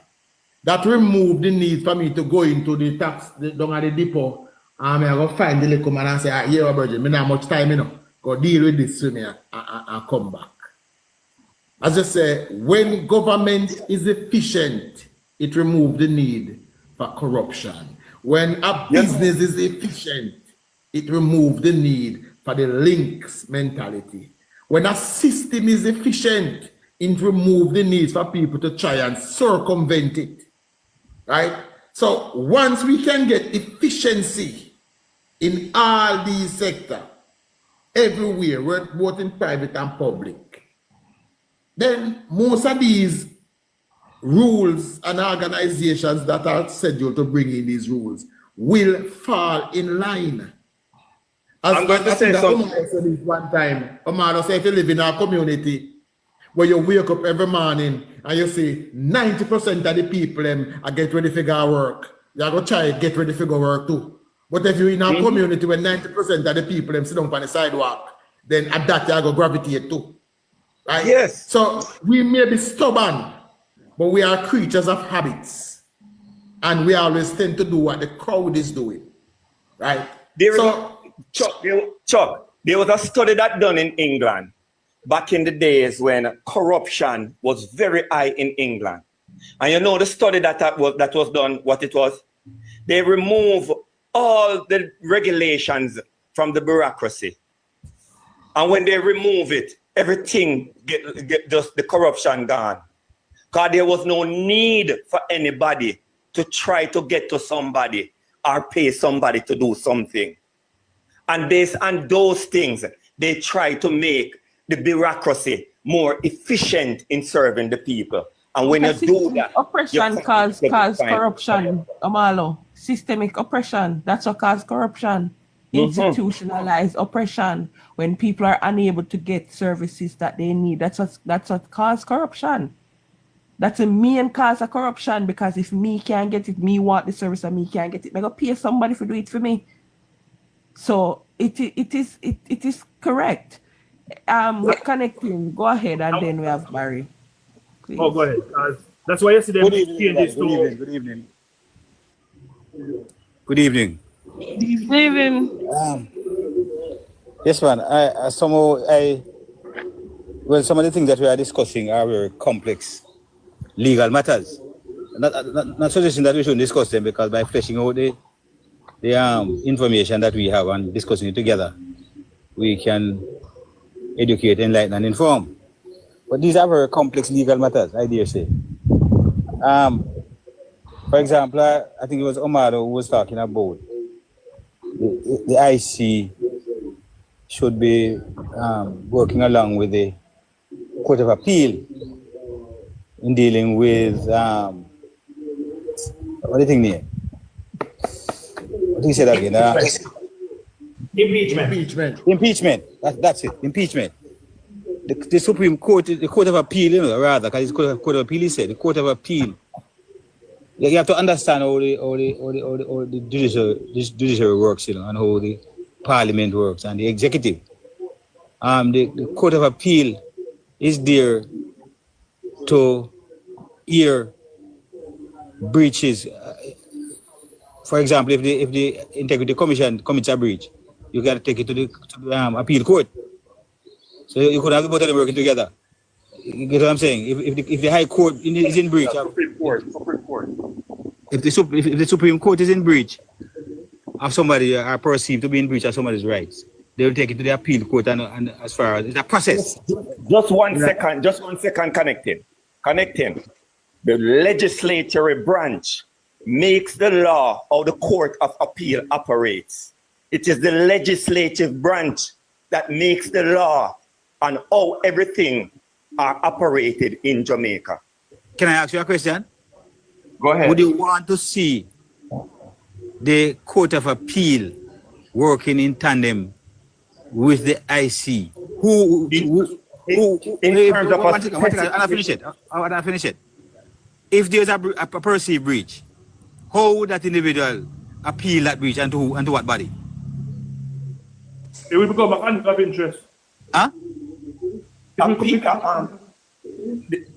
The courts of appeal. This is not a criminal matter. This is an ethical matter. You're being conducted. If it's a criminal matter, the criminal case will take charge. This is an ethical matter. No, but the Court of Appeal is there, my brother. The Court of Appeal is there. Just a minute. Let me finish. An ethical matter is different in terms of how you deal with it in a legal term from a criminal matter. I disagree. I respectfully disagree. I think I understand what you're saying. I respectfully disagree. All right, so you have Integrity Commission and the Courts of Appeal working together, right, on a particular matter. But then the Integrity Commission themselves commit an act against parliamentarians or public officials. For example, the Prime Minister. Yes. And the Prime Minister takes the Integrity Commission to the CM branch for them family work together. It's a conflict of interest. Yes. Just like what we're having now with the lady. You cannot have that. Just like what we have now with AG. Everything, because a total different matter. The Prime Minister takes what the Prime Minister is seeking in the court from an ethical matter. You're not understanding what we're saying, Amalo. It doesn't matter. It does not matter whether it's criminal, ethical, or whatever matter. The Court of Appeal has to operate independently of all these bodies that could potentially breach people's rights. I don't agree. I can't agree with that. Can't agree. What are you saying? Amalo, justice must perceived to be done and done fairly and correctly. Manifestly, yes. There is no way. Hold on, Amalo. There is no way. Hold on. There is no way you can have the Integrity Commission and the appeals court working together on a particular matter. No, absolutely not. And then a breach is committed. Hold on, guys. Hold on. And then a breach is committed against the Integrity Commission. And then somebody takes the Integrity Commission to the same appeal court to rule on the matter against the Integrity Commission. What are you talking about? You're not going to say because you're fixing your waist. No problem. HR, go ahead, HR. Wait, what I wanted for me. You never finished doing it? I'm trying to understand the point. Hold on, connecting. Clarify for me how the Court of Appeal and the IC are working together. I want to get that bit, please. Well, Omar, you have to explain that because that came from him. Go ahead, connecting. Continue on your All right. So no. I totally disagree that the based upon how the judiciary operates. I totally disagree that there should be any cooperation or anything of that sort between the IC and the Court of Appeal. The Court of Appeal should remain independent of the IC. Wait, and let me just deal with the IC now. Can you pause? I want you to continue, but I want you to clarify that point. How is the IC and the Court of Appeal working in tandem? How are they working? Omar, you suggested that, my brother. I am not suggesting that. Omar, you made a suggestion about Don't make it a broad brush that I am saying something where you're not speaking. You see, you're not allowing me to finish, Omar. That is why you're not able to get what I'm saying. You made a specific reference to impeachment. Specific reference. The reference you made is in relation to impeachment. I just said that a while ago. But you didn't wait for it to come out. Impeachment. That's what I heard you said. If I'm wrong, I stand corrected. But my understanding of what you're saying is that you are suggesting, huh? Speak to that point. Me talk already, man. But apparently, you listen to me. I am saying that I disagree with you that the Integrity Commission should not be working alongside the Court of Appeal in relation to impeachment or anything else, nothing whatsoever, whether it be the criminal. Oh, they are alongside them. No, but I'm saying to you, my understanding of what you're saying is that is what you're suggesting. The Supreme Court judges work alongside the prosecutor, the DPP? Well, in matters before the court, yes. They work alongside in matters that are brought before the court, yes. When they say alongside, when they say the DPP and the Supreme Court judges work alongside each other, what does that mean? Clarify that for me, please. I'm trying to follow the conversation.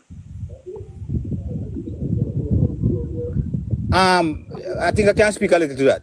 I can speak to that because I would have been before the court on many occasions. When a matter is brought, a criminal matter, we're talking about the DPP. When a criminal matter is brought before the court, whether it be the Registered Magistrate Court, the High Court, or the Court of Appeal, Supreme Court or the Court of Appeal, two different courts, The Supreme Court is different from the Court of Appeal because the Court of Appeal can adjudicate on a matter that the Supreme Court gives a result on. So the prosecutor in criminal cases are the one who marshals the evidence. The prosecutor marshals the evidence before the judge. Right. That is how it works. Right. So to say them work together, we need to clarify that. Right, but it's not a working together though. There's a role for the prosecutor to play. Yeah. That case. That is to prosecute the case before a tribunal. I agree. The tribunal being the judge. Yes, the judge is the arbitrator. And if it's a jury case, it's a jury case. You have some cases with a judge alone. It's not a working together. The prosecutor. No, I agree with you. I agree. The wrong choice of expression. Okay. Yes, I agree with you. But that is how the system works. Thank you, HR. So the next point I want to move to now is I get the impression that some persons are kind of maybe careful and guarded as to how they put forward this corrupting of the public service, including the IC. I make no apology, and I'm not guarded in saying that it is the PNP. Hi, Anna. The PNP, which has been for decades, starting as way back maybe from in the 1970s, or even before that, who has been making a concerted effort to corrupt the public service because of the agenda that they have to either prevent the opposition, the Jamaica Labour Party from coming in office, or to take them down on the office. The PNP is known to corrupt the police force that I have served for decades. The police commissioner are PNP, the deputy are PNP, 98% of the assistant commissioner are PNP, and then get them to do anything they want them to do because of them appoint them. And that is why I am convicted, I am confident, I'm convinced that should the PNP come in power this year, Dr. Kevin Blaze is gone. He is gone. We can't tell you that what happened. I hear what's his name? Peter Bunting saying some rubbish about service commission. Who appoints the service? He should tell Jamaica who appoints the service commission. Is the government appoints the service commission? So while the JLP that I have observed for decades and the PNP, the JLP makes a concerted effort to clean up the public service, to run a clean public service, to run a clean IC. The PNP, on the other hand, does everything to infiltrate these bodies with their surrogates. And if it means that they are going to use the power paper, the powerful paper, to infiltrate the bodies, they are going to do it. And I know I'm saying to myself, suppose the JLP, who has been in office now for 9 years, was doing something like that, what type of Jamaica, what kind of Jamaica would have if the JLP infiltrates the public service with their surrogates and give them an agenda, say, look, try and topple the PNP. The country wouldn't reach nowhere. We would reach nowhere in Jamaica. As we have seen with this PNP winning election in 1976, that they would have lost without calling a state of emergency and calling an election in the middle of a state of emergency, locking up the opponent, lock up Babsy Green, lock up Pernell Charles. They come back in 2006 and sign a secret fly-by-night, corrupt MOU, and use that and brought on Bruce Golding, and they come back now to use the integrity, corrupt Andrew Holness. But obviously it didn't work. It did not work this time. So we mustn't try and pretty it up, you know. We mustn't try and sugarcoat it. We must talk as it is. To focus on the live, okay? I stop playing the clip them in the background. You Chuck Finley. I am trying to find a clip that I wanted to play. But that's not how you do it. I need to focus. Thank you. Barry. Mr. Chuck. Barry. Yes. Mute the mic. I'm going to kick you out the show. Good evening, my apologies. I'm queuing up. I'm recording a plan to play in a minute. You must learn to mute your mic and have some decency over here, man. I'm going to kick you out of the box. Omalo, good evening to you too. All right, good evening, everybody. Good evening. I hear the conversation. I've been listening intently as it relates to the whole impeachment. And it's like we have just fixated on this whole matter of impeachment. And all because we have this perception that every time a government comes into power, right, they talk about, they use, every time the JLP comes into power, they use this whole argument about corruption. And everybody keep talking about corruption.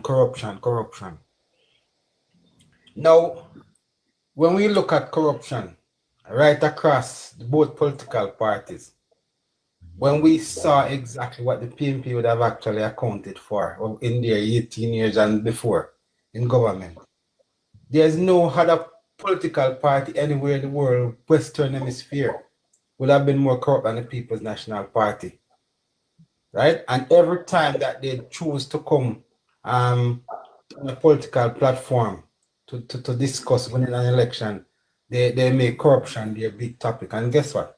It's a whole means of they brainwash the people to say when they do